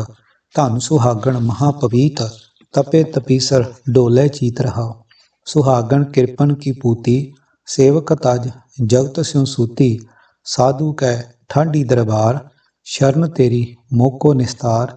ਸੁਹਾਗਣ ਹੈ ਅਤ ਸੁੰਦਰੀ, ਪੱਗ ਨੇਵਰ ਸ਼ਨਕ ਸ਼ਨ ਹਰੀ। ਜੋ ਲਗ ਪ੍ਰਾਣ ਤਉ ਲਗ ਸੰਗੇ, ਨਾਹੀਂ ਤਾਂ ਚਲੀ ਬੇਗ ਉਠ ਨੰਗੇ। ਸੁਹਾਗਣ ਭਵਨ ਤ੍ਰੈ ਲੀਆ, 10 8 ਪੁਰਾਣ ਤੀਰਥ ਰਸ ਕੀਆ। ਬ੍ਰਹਮਾ ਵਿਸ਼ਨ ਮਹੇਸ਼ਰ ਬੇਦੇ, ਬੜੇ ਭੂਪਤ ਰਾਜੇ ਹੈ ਛੇਦੇ। ਸੁਹਾਗਣ ਉਰਵਾਰ ਨਾ ਪਾਰ, 5 ਨਾਰਦ ਕੈ ਸੰਗ ਬਿਦਵਾਰ। 5 ਨਾਰਦ ਕੇ ਮਿਟਵੇ ਫੂਟੇ, ਕਹੋ ਨਾਨਕ ਗੁਰ ਕਿਰਪਾ ਛੂਟੇ। ਪੰਨਾ 872। ਅਰਥ, ਸਦਾ ਮਾਲਕਵਤੀ ਰਹਿਣ ਵਾਲੀ ਮਾਇਆ ਧਨ ਹੈ। ਇਹ ਮਾੜੀ ਨਹੀਂ, ਬੜੀ ਪਵਿੱਤਰ ਹੈ। ਇਸ ਤੋਂ ਬਿਨਾਂ ਵੱਡੇ ਵੱਡੇ ਤਪੀਆਂ ਦੇ ਮਨ ਵੀ ਡੋਲ ਜਾਂਦੇ ਹਨ। ਭਾਵ ਸਰੀਰ ਦੇ ਨਿਰਵਾਹ ਲਈ ਮਾਇਆ ਨਾ ਮਿਲੇ ਤਾਂ ਤਪੀ ਵੀ ਘਾਬਰ ਜਾਂਦੇ ਹਨ। ਰਹਾਓ, ਹੇ ਭਾਈ, ਜਿਸ ਮਨੁੱਖ ਦੇ ਘਰ ਵਿੱਚ ਸ਼ੋਭਾ ਕਰਦੀ ਸਿਆਣਪ ਮਾਇਆ ਨਹੀਂ ਹੈ, ਉਸ ਘਰ ਆਏ ਪਾਂਧੀ ਭੁੱਖੇ ਚਲੇ ਜਾਂਦੇ ਹਨ। ਉਸ ਘਰ ਦੇ ਮਾਲਕ ਦੇ ਹਿਰਦੇ ਵਿੱਚ ਵੀ ਧਰਵਾਸ ਨਹੀਂ ਬਣਦਾ। ਸੋ ਮਾਇਆ ਤੋਂ ਬਿਨਾਂ ਗ੍ਰਸਤੀ ਉੱਤੇ ਗਿਲਾ ਆਉਂਦਾ ਹੈ। ਭਾਵ ਕਿਸੇ ਲੋੜਵੰਦ ਦੀ, ਕਿਸੇ ਪਰਦੇਸੀ ਰਾਹਗੀਰ ਪਾਂਧੀ ਦੀ ਜਦੋਂ ਕੋਈ ਗ੍ਰਸਤੀ ਲੋੜ ਪੂਰੀ ਨਾ ਕਰ ਸਕਦਾ ਹੋਵੇ, ਘਰ ਆਏ ਕਿਸੇ ਭੁੱਖੇ ਨੂੰ ਰੋਟੀ ਵੀ ਨਾ ਖਵਾ ਸਕਦਾ ਹੋਵੇ, ਤਾਂ ਉਸਦੇ ਗ੍ਰਸਤੀ ਹੋਣ ਨੂੰ ਲਾਜ ਲੱਗਦੀ ਹੈ। ਸਪਸ਼ਟ ਹੈ ਕਿ ਗੁਰਮਤਿ ਅਨੁਸਾਰ ਲੋੜਵੰਦਾਂ ਦੀ ਲੋੜ ਪੂਰੀ ਕਰਨੀ, ਭੁੱਖੇ ਨੂੰ ਪ੍ਰਸ਼ਾਦਾ ਛਕਾਉਣਾ ਗ੍ਰਸਤੀ ਜੀਵਨ ਦਾ ਜ਼ਰੂਰੀ ਅੰਗ ਹੈ। ਪਰ ਇਹ ਮਾਇਆ ਸੋਮ ਦੀ ਧੀ ਬਣ ਕੇ ਰਹਿੰਦੀ ਹੈ। ਭਾਵ ਸੋਮ ਮਾਇਆ ਨੂੰ ਜੋੜਦਾ ਹੀ ਰਹਿੰਦਾ ਹੈ, ਪਰ ਵਰਤਦਾ ਨਹੀਂ। ਪ੍ਰਭੂ ਦੇ ਸੇਵਕਾਂ ਤੋਂ ਬਿਨਾਂ ਹੋਰ ਸਭ ਨੂੰ ਇਸ ਨੇ ਆਪਣੇ ਵੱਸ ਵਿੱਚ ਕੀਤਾ ਹੋਇਆ। ਭਗਤ ਜਨ ਦੇ ਦਰ ਤੇ ਖਲੋਤੀ ਪੁਕਾਰਦੀ ਹੈ, ਮੈਂ ਤੇਰੀ ਸ਼ਰਨ ਆਈ ਹਾਂ, ਮੈਨੂੰ ਬਚਾ। ਮਾਇਆ ਬੜੀ ਸੋਹਣੀ ਹੈ। ਇਸ ਦੇ ਪੈਰੀ ਮਾਨੋ ਝਾਂਜਰਾਂ ਛਣ ਛਣ ਕਰ ਰਹੀਆਂ ਹਨ। ਮਾਇਆ ਦੀਆਂ ਰੌਣਕਾਂ ਨਿਆਰੀਆਂ ਹਨ। ਉਂਝ ਜਦ ਤੱਕ ਮਨੁੱਖ ਦੇ ਅੰਦਰ ਜਿੰਦ ਹੈ, ਤਦ ਤੱਕ ਹੀ ਇਹ ਨਾਲ ਰਹਿੰਦੀ ਹੈ, ਨਹੀਂ ਤਾਂ ਭਾਵ ਜਿੰਦ ਨਿਕਲਦਿਆਂ ਹੀ ਇਹ ਵੀ ਨੰਗੇ ਪੈਰੀਂ ਉੱਠ ਭੱਜਦੀ ਹੈ। ਭਾਵ ਉਸੇ ਵੇਲੇ ਸਾਥ ਛੱਡ ਜਾਂਦੀ ਹੈ। ਉਸੇ ਵੇਲੇ ਹੀ ਮਾਇਆ ਦਾ ਮਾਲਕ ਕੋਈ ਹੋਰ ਬਣ ਜਾਂਦਾ ਹੈ। ਇਸ ਮਾਇਆ ਨੇ ਸਾਰੇ ਜਗਤ ਦੇ ਜੀਵਾਂ ਨੂੰ ਵਸ ਕੀਤਾ ਹੋਇਆ। 18 ਪੁਰਾਣ ਪੜ੍ਹਨ ਵਾਲੇ ਤੇ ਤੀਰਥਾਂ ਤੇ ਜਾਣ ਵਾਲਿਆਂ, ਵੱਡਿਆਂ ਵੱਡਿਆਂ ਵਿਦਵਾਨਾਂ ਤੇ ਧਰਮੀ ਹੋਣ ਦਾ ਵਿਖਾਵਾ ਕਰਨ ਵਾਲਿਆਂ ਕਥਿਤ ਧਰਮ ਆਗੂਆਂ ਨੂੰ ਵੀ ਮੋਹ ਲਿਆ ਹੈ। ਇੱਥੋਂ ਤੱਕ ਕਿ ਪੁਰਾਣਕ ਗਥਾਵਾਂ ਅਨੁਸਾਰ ਬ੍ਰਹਮਾ, ਵਿਸ਼ਨੂੰ ਤੇ ਸ਼ਿਵ ਵਰਗੇ ਕਥਿਤ ਦੇਵਤੇ ਇਸ ਮਾਇਆ ਨੇ ਵਿੰਨ ਰੱਖੇ ਹਨ। ਸਭ ਰਾਜੇ ਰਾਣੇ ਵੀ ਇਸ ਨੇ ਨਕੇਲੇ ਹੋਏ ਹਨ। ਇਹ ਮਾਇਆ ਵੱਡੇ ਪਸਾਰੇ ਵਾਲੀ ਹੈ, ਇਸ ਦਾ ਅੰਤ ਨਹੀਂ ਪੈ ਸਕਦਾ। ਪੰਜਾਂ ਹੀ ਗਿਆਨ ਇੰਦਰੀਆਂ ਨਾਲ ਰਲੀ ਮਿਲੀ ਰਹਿੰਦੀ ਹੈ। ਕਬੀਰ ਜੀ ਦਾ ਫਰਮਾਨ ਹੈ, ਮੈਂ ਸਤਿਗੁਰਾਂ ਦੀ ਕਿਰਪਾ ਨਾਲ ਇਸ ਦੀ ਮਾਰ ਤੋਂ ਬਚ ਗਿਆ ਹਾਂ, ਕਿਉਂਕਿ ਮੇਰੇ ਪੰਜੇ ਹੀ ਇੰਦਰੀਆਂ ਦੇ ਭਾਂਡੇ ਭੱਜ ਗਏ ਹਨ। ਭਾਵ ਗਿਆਨ ਇੰਦਰੀਆਂ ਉੱਤੇ ਇਸ ਮਾਇਆ ਦਾ ਪ੍ਰਭਾਵ ਨਹੀਂ ਪੈਂਦਾ। ਵਿਭਚਾਰਨ ਅਤੇ ਟੂਣੇਹਾਰੀ ਇਸਤਰੀ। ਮਾਇਆ ਮੋਹ ਤਰਕਟੀ ਨਾਰ, ਭੁੰਡੀ ਕਾਮਣੀਆਰ, ਰਾਜ ਰੂਪ ਝੂਠਾ ਦਿਨਚਾਰ, ਨਾ ਮਿਲੇ ਚਾਨਣ ਅੰਧਿਆਰ। ਪੰਨਾ 796। ਅਰਥ, ਨਾਮ ਜਪਣ ਵਾਲੇ ਨੂੰ ਇਹ ਸਮਝ ਆ ਜਾਂਦੀ ਹੈ ਕਿ ਮਾਇਆ ਦਾ ਮੋਹ ਇੱਕ ਵਿਭਚਾਰਨ ਇਸਤਰੀ ਦੇ ਮੋਹ ਸਮਾਨ ਹੈ। ਮਾਇਆ ਇੱਕ ਟੂਣੇ ਕਰਨ ਵਾਲੀ ਭੈੜੀ ਇਸਤਰੀ ਸਮਾਨ ਹੈ। ਦੁਨੀਆ ਦੀ ਹਕੂਮਤ ਤੇ ਸੁੰਦਰਤਾ ਨਾਸ਼ਵੰਤ ਹਨ, ਥੋੜੇ ਹੀ ਦਿਨ ਰਹਿਣ ਵਾਲੇ ਹਨ। ਪਰ ਇਹਨਾਂ ਦੇ ਅਸਰ ਹੇਠ ਮਨੁੱਖ ਜਹਾਲਤ ਹਨੇਰੇ ਜੀਵਨ ਵਿੱਚ ਠੇਡੇ ਖਾਂਦਾ ਫਿਰਦਾ ਹੈ। ਜਿਸ ਮਨੁੱਖ ਨੂੰ ਪ੍ਰਭੂ ਦਾ ਨਾਮ ਮਿਲ ਜਾਂਦਾ ਹੈ, ਉਸ ਨੂੰ ਮਾਇਆ ਦੇ ਮੋਹ ਦੇ ਹਨੇਰੇ ਵਿੱਚ ਚਾਨਣ ਮਿਲ ਜਾਂਦਾ ਹੈ। ਮਾਇਆ ਦੇਵੀ ਨੱਕ ਵੜਵਾ ਬੈਠੀ। ਅਸਾਂ ਵੇਖਿਆ ਹੈ ਕਿ ਮਾਇਆ ਨੂੰ ਗੁਰਬਾਣੀ ਵਿੱਚ ਘਰ ਦੀ ਸ਼ੋਭਾ ਵੀ ਕਿਹਾ ਹੈ, ਪਰ ਇਸ ਦਾ ਅਰਥ ਇਹ ਨਹੀਂ ਹੈ ਕਿ ਇਸ ਨਾਲ ਏਡਾ ਪ੍ਰਬਲ ਮੋਹ ਹੋ ਜਾਵੇ ਕਿ ਜੇ ਵਣਜ ਵਪਾਰ ਕਰਦੇ ਸਮੇਂ ਖੱਟੀ ਹੋ ਰਹੀ ਹੋਵੇ ਅਥਵਾ ਮਾਇਆ ਨੂੰ ਆਉਂਦੀ ਵੇਖੇ ਤਾਂ ਮਨੁੱਖ ਖੁਸ਼ੀਆਂ ਦੇ ਢੋਲ ਵਜਾ ਦੇਵੇ, ਅਤੇ ਜਦ ਮਾਇਆ ਕਿਸੇ ਦੂਜੇ ਵੱਲ ਨੂੰ ਮੂੰਹ ਕਰ ਲਵੇ, ਆਪ ਨੂੰ ਲਾਭ ਦੇ ਥਾਂ ਘਾਟਾ ਪੈ ਜਾਵੇ ਤਾਂ ਮਰਨੇ ਪੈ ਜਾਵੇ। ਨਿਤ ਸੌਦਾ ਸੂਦ ਕੀਚੇ ਬਹੁ ਭਾਂਤ ਕਰ, ਮਾਇਆ ਕਹਿ ਤਾਈ ਜਾਂ ਲਾਹਾ ਦੇ ਤਾਂ ਸੁੱਖ ਮੰਨੇ ਟੋਟੇ ਮਰ ਜਾਈ। ਪੰਨਾ 166। ਮਾਇਆ ਦੇ ਨਸ਼ੇ ਵਿੱਚ ਵਿਕਾਰੀ ਬਣ ਜਾਣ ਵਾਲਿਆਂ ਦੀ ਸਤਿਗੁਰੂ ਗੁਰੂ ਗ੍ਰੰਥ ਸਾਹਿਬ ਜੀ ਦਾ ਅਨਮੋਲ ਉਪਦੇਸ਼ ਇਸ ਪ੍ਰਕਾਰ ਹੈ। ਇਕਤ ਪੱਤਰ ਭਰ ਉਰਕਟ ਕੁਰਕਟ, ਇਕਤ ਪੱਤਰ ਭਰ ਪਾਣੀ, ਆਸ ਪਾਸ ਪੰਚ ਜੋਗੀਆ ਬੈਠੇ, बीच निकट दे रानी, नकटी को ठनगन बाडा डू, किन्हें बबेकी काटी तू रहा। सगल माहे नकटी का वासा, सगल मार ओहेरी, सगलियां की हों बहन भाणजी, जिन्हें बरी तिस चेरी, हमरो परता बेड़ो बबेकी, आपे संत कहावे, ओ हमारे माथे कायम और हमरे निकट न आवे। नाकों काटी कानों काटी, काट कूट का डारी, कहो कबीर संतन की बैरन, तीन लोक की प्यारी। पन्ना 476। अर्थ, ਨਿਲੱਜ ਮਾਇਆ ਦਾ ਵਾਜਾ ਸਾਰੇ ਜਗਤ ਵਿੱਚ ਠਣ ਠਣ ਕਰਕੇ ਵੱਜ ਰਿਹਾ ਹੈ। ਇਹ ਮਾਇਆ ਕਿਸੇ ਵਿਰਲੇ ਵਿਚਾਰਵਾਨ ਨੇ ਤੇਰਾ ਬਲ ਪੈਣ ਨਹੀਂ ਦਿੱਤਾ ਰਹਾ। ਮਾਇਆ ਦੇ ਬਲਵਾਨ ਪੰਜ ਕਾਮਾਦਿਕਾਂ ਨਾਲ ਮੇਲ ਜੋਲ ਰੱਖਣ ਵਾਲੇ ਮਨੁੱਖ ਇੱਕ ਭਾਂਡੇ ਵਿੱਚ ਕੁੱਕੜ ਆਦਿਕ ਦਾ ਰਿੰਨਿਆ ਹੋਇਆ ਮਾਸ ਪਾ ਲੈਂਦੇ ਹਨ, ਦੂਜੇ ਭਾਂਡੇ ਵਿੱਚ ਸ਼ਰਾਬ ਪਾ ਲੈਂਦੇ ਹਨ। ਇਸ ਮਾਸ ਸ਼ਰਾਬ ਦੇ ਆਲੇ ਦੁਆਲੇ ਬੈਠ ਜਾਂਦੇ ਹਨ। ਇਹਨਾਂ ਵਿਸ਼ਈ ਬੰਦਿਆਂ ਦੇ ਅੰਦਰ ਨਿਲੱਜ ਮਾਇਆ ਦਾ ਪ੍ਰਭਾਵ ਹੁੰਦਾ ਹੈ। ਜਿੱਧਰ ਤੱਕੋ ਸਭ ਜੀਵਾਂ ਦੇ ਮਨਾਂ ਵਿੱਚ ਨਿਲੱਜ ਮਾਇਆ ਦਾ ਜ਼ੋਰ ਪੈ ਰਿਹਾ ਹੈ। ਮਾਇਆ ਸਭਨਾਂ ਦੇ ਆਤਮਿਕ ਜੀਵਨ ਨੂੰ ਮਾਰ ਕੇ ਗਹੁ ਨਾਲ ਵੇਖਦੀ ਹੈ ਕਿ ਕੋਈ ਬਚਤਾ ਨਹੀਂ ਰਿਹਾ। ਮਾਇਆ ਮਨ ਨੂੰ ਆਖਦੀ ਹੈ, ਮੈਂ ਸਭ ਜੀਵਾਂ ਦੀ ਭੈਣ ਭਣੇਵੀਂ ਹਾਂ। ਭਾਵ ਸਾਰੇ ਜੀਵ ਮੈਨੂੰ ਤਰਲੇ ਲੈ ਲੈ ਕੇ ਇਕੱਠੀ ਕਰਦੇ ਹਨ, ਪਰ ਜਿਸ ਮਨੁੱਖ ਨੇ ਮੈਨੂੰ ਵਿਆਹ ਲਿਆ ਹੈ, ਭਾਵ ਜਿਸ ਨੇ ਆਪਣੇ ਉੱਤੇ ਮੇਰਾ ਜ਼ੋਰ ਨਹੀਂ ਪੈਣ ਦਿੱਤਾ, ਮੈਂ ਉਸ ਦੀ ਦਾਸੀ ਹੋ ਜਾਂਦੀ ਹਾਂ। ਕੋਈ ਵੱਡਾ ਗਿਆਨਵਾਨ ਮਨੁੱਖ ਹੀ ਜਿਸ ਨੂੰ ਜਗਤ ਸੰਤ ਆਖਦਾ ਹੈ, ਮੇਰਾ ਮਾਇਆ ਦਾ ਖਸਮ ਬਣ ਸਕਦਾ ਹੈ। ਉਹੀ ਮੇਰੇ ਉੱਤੇ ਕਾਬੂ ਪਾ ਰੱਖਣ ਦੇ ਸਮਰੱਥ ਹੁੰਦਾ ਹੈ। ਹੋਰ ਕੋਈ ਤਾਂ ਮੇਰੇ ਨੇੜੇ ਵੀ ਨਹੀਂ ਟੁੱਕ ਸਕਦਾ। ਭਾਵ ਕਿਸੇ ਹੋਰ ਦੀ ਮੇਰੇ ਅੱਗੇ ਪੇਸ਼ ਨਹੀਂ ਜਾ ਸਕਦੀ। ਇਹ ਕਬੀਰ ਆਖ, ਸੰਤ ਜਨਾਂ ਨੇ ਮਾਇਆ ਨੂੰ ਨੱਕ ਤੋਂ ਕੱਟ ਦਿੱਤਾ ਹੈ, ਚੰਗੀ ਤਰ੍ਹਾਂ ਕੱਟ ਕੇ ਪਰੇ ਸੁੱਟ ਦਿੱਤਾ ਹੈ। ਮਾਇਆ ਸੰਤਾਂ ਨਾਲ ਸਦਾ ਵੈਰ ਕਰਦੀ ਹੈ, ਕਿਉਂਕਿ ਉਹਨਾਂ ਦੇ ਆਤਮਿਕ ਜੀਵਨ ਉੱਤੇ ਚੋਟ ਕਰਨ ਦਾ ਸਦਾ ਯਤਨ ਕਰਦੀ ਹੈ, ਪਰ ਸਾਰੇ ਜਗਤ ਦੇ ਜੀਵ ਇਸ ਨਾਲ ਪਿਆਰ ਕਰਦੇ ਹਨ। ਜਗਤ ਵਿੱਚ ਆਮ ਤੌਰ 'ਤੇ ਆਪਣਾ ਨੱਕ ਰੱਖਣ ਲਈ ਅਤੇ ਕੰਨ ਨਾਲ ਆਪਣੀ ਵਡਿਆਈ ਸੁਣਨ ਦੇ ਯਤਨ ਹੋ ਰਹੇ ਹੁੰਦੇ ਹਨ। ਭਾਵ ਇਹ ਕਿ ਮਾਇਆ ਦੇ ਆਸਰੇ ਕੀਤੇ ਸਾਡੇ ਕੰਮਾਂ ਦੇ ਕਰਨ ਪਿੱਛੇ ਆਮ ਤੌਰ 'ਤੇ ਇਹੀ ਖਿਆਲ ਹੁੰਦਾ ਹੈ ਕਿ ਸਾਡਾ ਨੱਕ ਉੱਚਾ ਹੋ ਜਾਵੇ, ਸਾਡਾ ਨੱਕ ਰਹਿ ਜਾਵੇ, ਕਿਸੇ ਤਰ੍ਹਾਂ ਸਾਡੀ ਇੱਜ਼ਤ ਵਿੱਚ ਵਾਧਾ ਹੋਵੇ, ਸਮਾਜ ਵਿੱਚ ਸਾਡੀ ਠੁੱਕ ਬਣੀ ਰਹੇ ਆਦਿ। ਆਪਣੀ ਸ਼ੋਭਾ ਵਧਾਉਣ ਦੀ ਲਾਲਸਾ। ਫਿਰ ਕੰਨ ਲਾ ਕੇ ਸੁਣਦੇ ਹਾਂ ਕਿ ਸਾਡੀ ਫਲਾਣੀ ਕਰਤੂਤ ਦਾਨ ਪੁੰਨ ਧਰਮ ਕਰਮ ਅਥਵਾ ਪਾਰਟੀਆਂ ਤੇ ਖਰਚ, ਵਿਆਹ ਸ਼ਾਦੀਆਂ ਵਿੱਚ ਵੱਧ ਚੜ੍ਹ ਕੇ ਉਚੇਚੇ ਖਰਚ ਅਤੇ ਕੀਮਤੀ ਤੋਂ ਕੀਮਤੀ ਦਾਜ ਦੇ ਵਿਖਾਵੇ ਆਦਿ ਬਾਰੇ ਲੋਕ ਕੀ ਆਖਦੇ ਹਨ। ਪਰ ਵਿਵੇਕੀ ਪੁਰਸ਼ ਨਾ ਲੋਕ ਲਾਜ ਦੀ ਖਾਤਰ ਕੋਈ ਕੰਮ ਕਰਦੇ ਹਨ ਤੇ ਨਾ ਹੀ ਇਸ ਗੱਲ ਦੀ ਪਰਵਾਹ ਕਰਦੇ ਹਨ ਕਿ ਲੋਕ ਸਾਡੇ ਬਾਰੇ ਕੀ ਆਖਦੇ ਹਨ। ਸੋ ਉਹਨਾਂ ਨੇ ਮਾਇਆ ਦਾ ਨੱਕ ਤੇ ਕੰਨ ਦੋਵੇਂ ਕੱਟ ਦਿੱਤੇ ਹਨ। ਨਾਕੋਂ ਕਾਟੀ ਕਾਨੋਂ ਕਾਟੀ, ਕਾਟ ਕੂਟ ਕਾ ਡਾਰੀ, ਕਹੋ ਕਬੀਰ ਸੰਤਨ ਕੀ ਬੈਰਨ, ਤੀਨ ਲੋਕ ਕੀ ਪਿਆਰੀ। ਪੰਨਾ 476। ਪਰ ਆਪਣੇ ਗਿਰੀਬਾਨ ਵਿੱਚ ਝਾਤੀ ਮਾਰੀਏ ਤਾਂ ਅੰਦਰੋਂ ਇਹੀ ਸੁਣਾਈ ਦਿੰਦਾ ਹੈ ਕਿ ਅਸੀਂ ਅਜੋਕੇ ਸਿੱਖ ਪੁਕਾਰ ਪੁਕਾਰ ਕੇ ਕਹਿ ਰਹੇ ਹਾਂ ਕਿ ਹੇ ਗੁਰੂ ਨਾਨਕ ਜੀਓ, ਤੁਸੀਂ ਤਾਂ ਸਾਨੂੰ ਸੂਰਮਤਾਈ ਦੇ ਨਾਲ ਸੰਤਪੁਣਾ ਵੀ ਦੇਣ ਆਏ ਸੀ।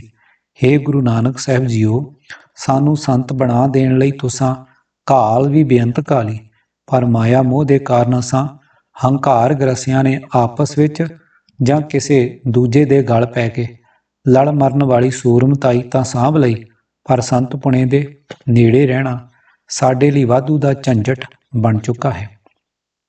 ਜੇ ਅਸੀਂ ਲੜਾਈ ਝਗੜਿਆਂ ਨੂੰ ਮਟਾਉਣ ਲਈ ਜਾਨਾਂ ਵਾਰਨ ਵਾਲੇ ਸੂਰਮੇ ਬਣ ਜਾਣ ਨਾਲ ਸੰਤ ਸੁਭਾਅ ਵਾਲੇ ਬਣਦੇ ਤਾਂ ਉਪਰੋਕਤ ਫਰਮਾਨ ਅਨੁਸਾਰ ਅੱਜ ਮਾਇਆ ਸਾਡੇ ਲਈ ਵੀ ਉਸੇ ਤਰ੍ਹਾਂ ਦੀ ਨੱਕ ਕੰਨ ਕੱਟੀ ਬੈਰਨ ਹੀ ਹੁੰਦੀ। ਸੱਚੇ ਪਾਤਸ਼ਾਹ ਜੀਓ, ਅਸੀਂ ਤਾਂ ਏਡੇ ਨਿੱਘਰ ਚੁੱਕੇ ਹਾਂ ਕਿ ਆਪਣਾ ਨੱਕ ਉੱਚਾ ਕਰਨ ਲਈ ਤੇਰੀ ਜੋਤ ਜੁਗੋ ਜੁਗ ਅਟਲ ਸ੍ਰੀ ਗੁਰੂ ਗ੍ਰੰਥ ਸਾਹਿਬ ਜੀ ਦੀ ਭਰਪੂਰ ਵਰਤੋਂ ਕਰ ਰਹੇ ਹਾਂ। ਅਖੰਡ ਪਾਠ ਜਾਂ ਸਹਿਜ ਪਾਠ ਦੇ ਬਹਾਨੇ ਬਹਾਦਰੀ ਦਾ ਜੋੜ ਮੇਲਾ ਕਰਕੇ ਆਪਣਾ ਨੱਕ ਉੱਚਾ ਕਰਨ ਲਈ ਉਹ ਕਿਹੜੀ ਅਵੱਗਿਆ ਰਹਿ ਜਾਂਦੀ ਹੈ ਜੋ ਅਸੀਂ ਨਹੀਂ ਕਰਦੇ।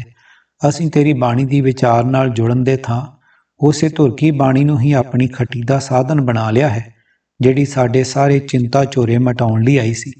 ਨਵੇਂ ਸਰੂਪ ਵਿੱਚ ਸਤਿਗੁਰਾਂ ਨੇ ਸੱਚ ਹੀ ਫਰਮਾਨ ਕੀਤਾ ਹੈ ਕਿ ਮਾਇਆ ਦੇ ਮੋਹ ਵਿੱਚ ਫਸ ਕੇ ਅਸੀਂ ਅਜਿਹੀ ਕੁੱਤੇ ਦੀ ਪੂਛ ਬਣ ਚੁੱਕੇ ਹਾਂ, ਜਿਹੜੀ ਕਦੇ ਸਿੱਧੀ ਨਹੀਂ ਹੁੰਦੀ।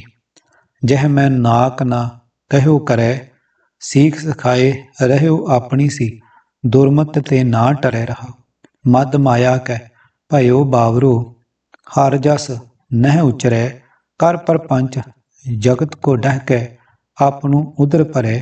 ਸੁਆਨ ਪੂਛ ਜਿਉ ਹੋਏ ਨਾ ਸੁਧੋ, ਕਹਿਓ ਨਾ ਕਾਨ ਧਰੈ, ਕਹੋ ਨਾਨਕ ਭਜ ਰਾਮ ਨਾਮ ਨਿਤ, ਜਾਤੇ ਕਾਜ ਸਰੈ। ਪੰਨਾ 536। ਅਰਥ, ਇਹ ਭਾਈ, ਇਹ ਮਨ ਰਤਾ ਭਰ ਵੀ ਮੇਰਾ ਕਿਹਾ ਨਹੀਂ ਮੰਨਦਾ। ਮੈਂ ਆਪਣੇ ਵੱਲੋਂ ਇਸ ਨੂੰ ਸਿੱਖਿਆ ਦੇ ਕੇ ਥੱਕ ਗਿਆ ਹਾਂ, ਫਿਰ ਵੀ ਇਹ ਖੋਟੀ ਮੱਤ ਵੱਲੋਂ ਹਟਦਾ ਨਹੀਂ ਰਹਾ। ਇਹ ਭਾਈ, ਮਾਇਆ ਦੇ ਨਸ਼ੇ ਵਿੱਚ ਇਹ ਮਨ ਝੱਲਾ ਹੋਇਆ ਪਿਆ ਹੈ। ਕਦੇ ਇਹ ਪਰਮਾਤਮਾ ਦੀ ਸਿੱਖਤ ਸਲਾਹ ਦੀ ਬਾਣੀ ਨਹੀਂ ਉਚਾਰਦਾ, ਵਿਖਾਵਾ ਕਰਕੇ ਦੁਨੀਆ ਨੂੰ ਠੱਗਦਾ ਰਹਿੰਦਾ ਹੈ ਤੇ ਠੱਗੀ ਨਾਲ ਇਕੱਠੇ ਕੀਤੇ ਧਨ ਦੀ ਰਾਹੀਂ ਆਪਣਾ ਪੇਟ ਭਰਦਾ ਰਹਿੰਦਾ ਹੈ। ਇਹ ਭਾਈ, ਕੁੱਤੇ ਦੀ ਪੂਛਲ ਵਾਂਗ ਇਹ ਮਨ ਕਦੇ ਵੀ ਸਿੱਧਾ ਨਹੀਂ ਹੁੰਦਾ। ਕਿਸੇ ਦੀ ਵੀ ਦਿੱਤੀ ਹੋਈ ਸਿੱਖਿਆ ਨੂੰ ਧਿਆਨ ਨਾਲ ਨਹੀਂ ਸੁਣਦਾ। ਇਹ ਨਾਨਕ, ਮੁੜ ਇਸ ਨੂੰ ਆਖੇ ਮਨ, ਪ੍ਰਮਾਤਮਾ ਦੇ ਨਾਮ ਦਾ ਭਜਨ ਕਰਿਆ ਕਰ, ਜਿਸ ਦੀ ਬਰਕਤ ਨਾਲ ਤੇਰਾ ਜਨਮ ਮਨੋਰਥ ਹੱਲ ਹੋ ਜਾਏ। ਭਾਗ 9ਵਾਂ। ਤ੍ਰੈਗੁਣੀ ਮਾਇਆ। ਪੁਰਾਤਨ ਭਾਰਤੀ ਵਿਦਵਾਨਾਂ ਨੇ ਮਾਇਆ ਨੂੰ ਰੱਜ, ਤਮ ਅਤੇ ਸਤ ਤਿੰਨ ਗੁਣਾਂ ਵਾਲੀ ਮੰਨਿਆ ਹੈ। ਅਜਿਹਾ ਜ਼ਿਕਰ ਬ੍ਰਾਹਮਣੀ ਗ੍ਰੰਥਾਂ ਵਿੱਚ ਬਹੁਤ ਮਿਲਦਾ ਹੈ। ਇਹਨਾਂ ਅੱਡ-ਅੱਡ ਤਿੰਨਾਂ ਗੁਣਾਂ ਦਾ ਜ਼ਿਕਰ ਗੁਰਬਾਣੀ ਵਿੱਚ ਇਸ ਪ੍ਰਕਾਰ ਹੈ। ਰੱਜ ਗੁਣ, ਤਮ ਗੁਣ, ਸਤ ਗੁਣ ਕਹੀਏ, ਇਹ ਤੇਰੀ ਸਭ ਮਾਇਆ। ਪੰਨਾ 1123। ਰੱਜ ਗੁਣ ਮਹਾਨ ਕੋਸ਼ ਦੇ 1017 ਸਫ਼ੇ ਤੇ ਰੱਜ ਪਦ ਦੇ ਅਰਥ ਇਸ ਪ੍ਰਕਾਰ ਲਿਖੇ ਹਨ। ਨੰਬਰ 1, ਇਸਤਰੀ ਦਾ ਫੁੱਲ ਰਿਤ। ਨੰਬਰ 2, ਧੂਲ ਧੂੜ। ਨੰਬਰ 3, ਫੁੱਲ ਦੀ ਰੇਣ ਪਰਾਗ। ਨੰਬਰ 4, ਮਾਇਆ ਦਾ ਤਿੰਨ ਗੁਣਾਂ ਵਿੱਚੋਂ ਇੱਕ ਗੁਣ ਜੋ ਮੋਹ ਆਦਿ ਦਾ ਕਾਰਨ ਹੈ। ਰੱਜ, ਤਮ, ਸਤ ਕਲ ਤੇਰੀ ਛਾਇਆ। ਮਾਰੂ ਸੋਹਲੇ ਮਹਲਾ ਪਹਿਲਾ। ਨੰਬਰ 5, ਆਕਾਸ਼। ਨੰਬਰ 6, ਪਾਪ। ਨੰਬਰ 7, ਜਲ। ਨੰਬਰ 8, ਬੱਦਲ। ਨੰਬਰ 9, ਵਾਇਆ ਹੋਇਆ ਖੇਤ। ਪ੍ਰਿੰਸੀਪਲ ਸਾਹਿਬ ਸਿੰਘ ਜੀ ਨੇ ਗੁਰੂ ਗ੍ਰੰਥ ਸਾਹਿਬ ਦਰਪਣ ਦੀ 8ਵੀਂ ਪੋਥੀ ਦੇ 230 ਸਫ਼ੇ ਤੇ ਰੱਜ ਗੁਣ ਦਾ ਅਰਥ ਇਉਂ ਲਿਖਿਆ ਹੈ: ਮਾਇਆ ਦਾ ਉਹ ਗੁਣ ਜੋ ਮੋਹ ਹਉਮੈ ਆਦਿ ਦਾ ਮੂਲ ਹੈ। ਤਮ ਗੁਣ। ਮਹਾਨ ਕੋਸ਼ ਦੇ 576 ਸਫ਼ੇ ਤੇ ਤਮ ਦੇ ਅਰਥ ਸਾਹ ਘੁੱਟੇ ਜਾਣਾ, ਥੱਕ ਜਾਣਾ, ਘਬਰਾਉਣਾ ਸੰਗਿਆ ਤਮੋ ਗੁਣ। ਰੱਜ, ਤਮ, ਸਤ ਕਲ ਤੇਰੀ ਛਾਇਆ। ਮਾਰੂ ਸੋਹਲੇ ਮਹੱਲਾ ਪਹਿਲਾ। ਨੰਬਰ 2, ਅੰਧਕਾਰ ਅੰਧੇਰਾ। ਤਮ ਅਗਿਆਨ ਮੋਹਤ ਕੁਪ। ਬਿਲਾਵਲ ਮਹੱਲਾ ਪਹਿਲਾ। ਨੰਬਰ 3, ਪਾਪ। ਅਗਿਆਨ ਬਿਨਾਸਨ ਤਮ ਹਰ। ਨੰਬਰ 4, ਕ੍ਰੋਧ। ਨੰਬਰ 5, ਅਗਿਆਨ। ਨੰਬਰ 6, ਨਰਕ। ਨੰਬਰ 7, ਕਾਲਖ। ਤਮ ਸੰਸਾਰ ਚਰਨ ਲਗ ਤਰੀਏ। ਮੁਦਾਵਣੀ ਮਹੱਲਾ ਪੰਜਵਾਂ। ਨੰਬਰ 8, ਪ੍ਰਤਿਆ ਅਤਿਅੰਤ। ਬਹੁਤ ਹੀ। ਇਹ ਪਦਾਂ ਦੇ ਅੰਤ ਵਿੱਚ ਵਰਤੀਦਾ ਹੈ। ਪ੍ਰਿੰਸੀਪਲ ਸਾਹਿਬ ਸਿੰਘ ਨੇ ਉਪਰੋਕਤ ਵਰਣਨ ਪੁਸਤਕ ਦੇ ਉਸੇ ਸਫ਼ੇ ਤੇ ਹੀ ਤਮ ਗੁਣ ਦਾ ਅਰਥ ਇਉਂ ਲਿਖਿਆ ਹੈ: ਉਹ ਗੁਣ ਜਿਸ ਤੋਂ ਆਤਮਿਕ ਜੀਵਨ ਦਾ ਸਾਹ ਘੁੱਟਿਆ ਜਾਏ। ਤਮ, ਸਾਹ ਘੁੱਟਿਆ ਜਾਣਾ। ਸਤ ਗੁਣ। ਮਹਾਨ ਕੋਸ਼ ਦੇ 146 ਸਫ਼ੇ ਤੇ ਸਤ ਦੇ ਅਰਥ ਇਸ ਪ੍ਰਕਾਰ ਹਨ। ਨੰਬਰ 1, ਸੱਚ ਸੱਤਿਆ। ਨੰਬਰ 2, ਪ੍ਰਤਵਰਤ। ਬਿਨ ਸਤ ਸਤੀ ਹੋਏ ਕੈਸੇ ਨਾਰ। ਗੌੜੀ ਕਬੀਰ। ਨੰਬਰ 3, ਪਰਮਾਤਮਾ ਬ੍ਰਹਮ। ਨੰਬਰ 4, ਆਦਰ ਸਨਮਾਨ। ਨੰਬਰ 5, ਸਤੋ ਗੁਣ। ਰੱਜ, ਤਮ, ਸਤ ਕਲ ਤੇਰੀ ਛਾਇਆ। ਮਾਰੂ ਸੋਹਲੇ ਮਹੱਲਾ ਪਹਿਲਾ। ਨੰਬਰ 6, ਸਾਧ ਭਲਾ। ਨੰਬਰ 7, ਪੂਜੈ। ਨੰਬਰ 8, ਪ੍ਰਸ਼ੰਸਤ ਸਲਾਹਿਆ ਹੋਇਆ। ਨੰਬਰ 9, ਪ੍ਰਤੱਖ ਵਿਦਿਆਮਾਨ। ਨੰਬਰ 10, ਸੰਗਿਆ ਸਤਜੁਗ। ਨੰਬਰ 11, ਸੁਗੰਧ ਕਸਮ। ਨੰਬਰ 12, ਸਿਧਾਂਤ ਤਤਪ੍ਰਯ। ਨੰਬਰ 13, ਤਪੋ ਲੋਕ ਤੋਂ ਉੱਪਰਲਾ ਲੋਕ ਬ੍ਰਹਮ ਲੋਕ। ਨੰਬਰ 14, ਸਤਿਵ ਪ੍ਰਾਣ। ਚੰਤ ਸਤ ਭੇਦਿਆ, ਨਾਦ ਸਤ ਪੂਰਿਆ, ਸੂਰ ਸਤ ਖੋੜਸਾ ਦੱਤ ਕੀਆ। ਮਾਰੂ ਜੈਦੇਵ ਜੀ। ਚੰਦਰਮਾ ਦੁਆਰਾ ਸਵਾਸ ਅੰਦਰ ਕੀਤੇ, ਓਂਗ ਨਾਦ ਧੁਨ ਨਾਲ ਪ੍ਰਾਣਾਂ ਨੂੰ ਠਹਿਰਾਇਆ। ਸੂਰਜ ਦੀ ਨਾੜੀ ਦੁਆਰਾ 16 ਵਾਰ ਓਂਗ ਧੁਨ ਨਾਲ ਬਾਹਰ ਕੱਢਿਆ, ਅਰਥਾਤ ਪੂਰਕ, ਕੁੰਭਕ ਅਤੇ ਰੇਚਕ ਕੀਤਾ। ਨੰਬਰ 15, ਜੀਵਾਤਮਾ। ਨੰਬਰ 16, ਮਨ। ਨੰਬਰ 17, ਬਲ। ਨੰਬਰ 18, ਅਰਕ ਸਾਰ ਨਿਚੋੜ। ਨੰਬਰ 19, ਸੁਭਾਅ। ਨੰਬਰ 20, ਉਮਰ। ਨੰਬਰ 21, ਧਨ। ਨੰਬਰ 22, ਉਤਸ਼ਾਹ। ਨੰਬਰ 23, ਤੀਰ। 24, ਜੀਵਨ ਜ਼ਿੰਦਗੀ। 25, ਧਰਮ। 26, ਪੁੰਨ। 27, ਪਾਪ ਕਰ ਸਤ ਕਮਾਏ। ਵਾਰ ਮਹੱਲਾ ਪਹਿਲਾ। 27, ਸਾਤ। 15, ਥਿੱਤੀ ਤੈ ਸਤ ਵਾਰ। ਬਿਲਾਵਲ ਮਹੱਲਾ ਤੀਜਾ। ਵਾਰਸ। ਨੰਬਰ 28, ਛਤ। 100, ਹੇ ਜਿਹਵਾ ਕਰੂੰ ਸਤ ਖੰਡ। ਜਾਮ ਨ ਉਚਰੈ ਸ੍ਰੀ ਗੋਬਿੰਦ। ਭੈਰੋ ਨਾਮਦੇਵ। ਆਦਿ 32 ਅਰਥ ਦਿੱਤੇ ਹਨ। ਪ੍ਰਿੰਸੀਪਲ ਸਾਹਿਬ ਸਿੰਘ ਅਨੁਸਾਰ ਸਤ ਮਾਇਆ ਦੇ ਗੁਣਾਂ ਵਿੱਚੋਂ ਪਹਿਲਾ ਗੁਣ ਹੈ, ਜਿਸ ਦਾ ਨਤੀਜਾ ਸ਼ਾਂਤੀ, ਦਇਆ, ਦਾਨ, ਖਿਮਾ, ਪ੍ਰਸੰਨਤਾ ਆਦਿਕ ਹੈ। ਇਸ ਅਵਸਥਾ ਵਿੱਚ ਮਨੁੱਖ ਸ਼ਾਂਤੀ, ਦਇਆ ਆਦਿਕ ਕੰਮਾਂ 'ਤੇ ਜ਼ੋਰ ਦਿੰਦਾ ਹੈ ਤੇ ਇਹਨਾਂ ਦੇ ਕਰਨ ਨਾਲ ਹੀ ਉਸ ਨੂੰ ਜੀਵਨ ਹੁਲਾਰਾ ਆਉਂਦਾ ਹੈ। ਸਪਸ਼ਟ ਹੈ ਕਿ ਜਪ, ਤਪ, ਦਾਨ, ਪੁੰਨ ਆਦਿ ਧਰਮ ਕਰਮ, ਜਿਨ੍ਹਾਂ ਨੂੰ ਕਰਮ ਕਾਂਡ ਕਿਹਾ ਹੈ, ਇਹ ਸਭ ਮਾਇਆ ਦਾ ਹੀ ਰੂਪ ਹਨ।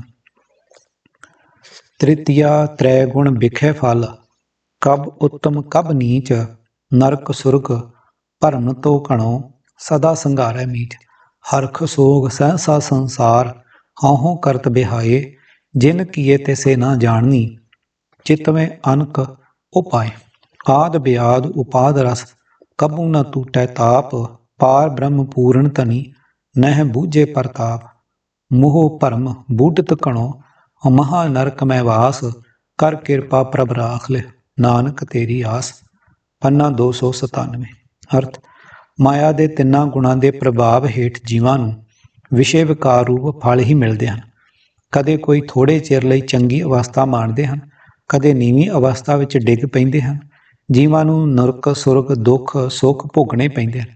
ਬਹੁਤ ਭਟਕਣਾ ਲੱਗੀ ਰਹਿੰਦੀ ਹੈ ਅਤੇ ਮੌਤ ਦਾ ਸਹਿਮ ਸਦਾ ਉਹਨਾਂ ਦੀ ਆਤਮਿਕ ਮੌਤ ਦਾ ਕਾਰਨ ਬਣਿਆ ਰਹਿੰਦਾ ਹੈ। ਤਿੰਨ ਗੁਣਾਂ ਦੇ ਅਧੀਨ ਜੀਵਨ ਦੀ ਉਮਰ ਹੰਕਾਰ ਵਿੱਚ ਬੀਤਦੀ ਹੈ। ਕਦੇ ਖੁਸ਼ੀ ਕਦੇ ਗਮੀ ਕਦੇ ਸਹਿਮ, ਇਹ ਚੱਕਰ ਉਹਨਾਂ ਵਾਸਤੇ ਸਦਾ ਬਣਿਆ ਰਹਿੰਦਾ ਹੈ।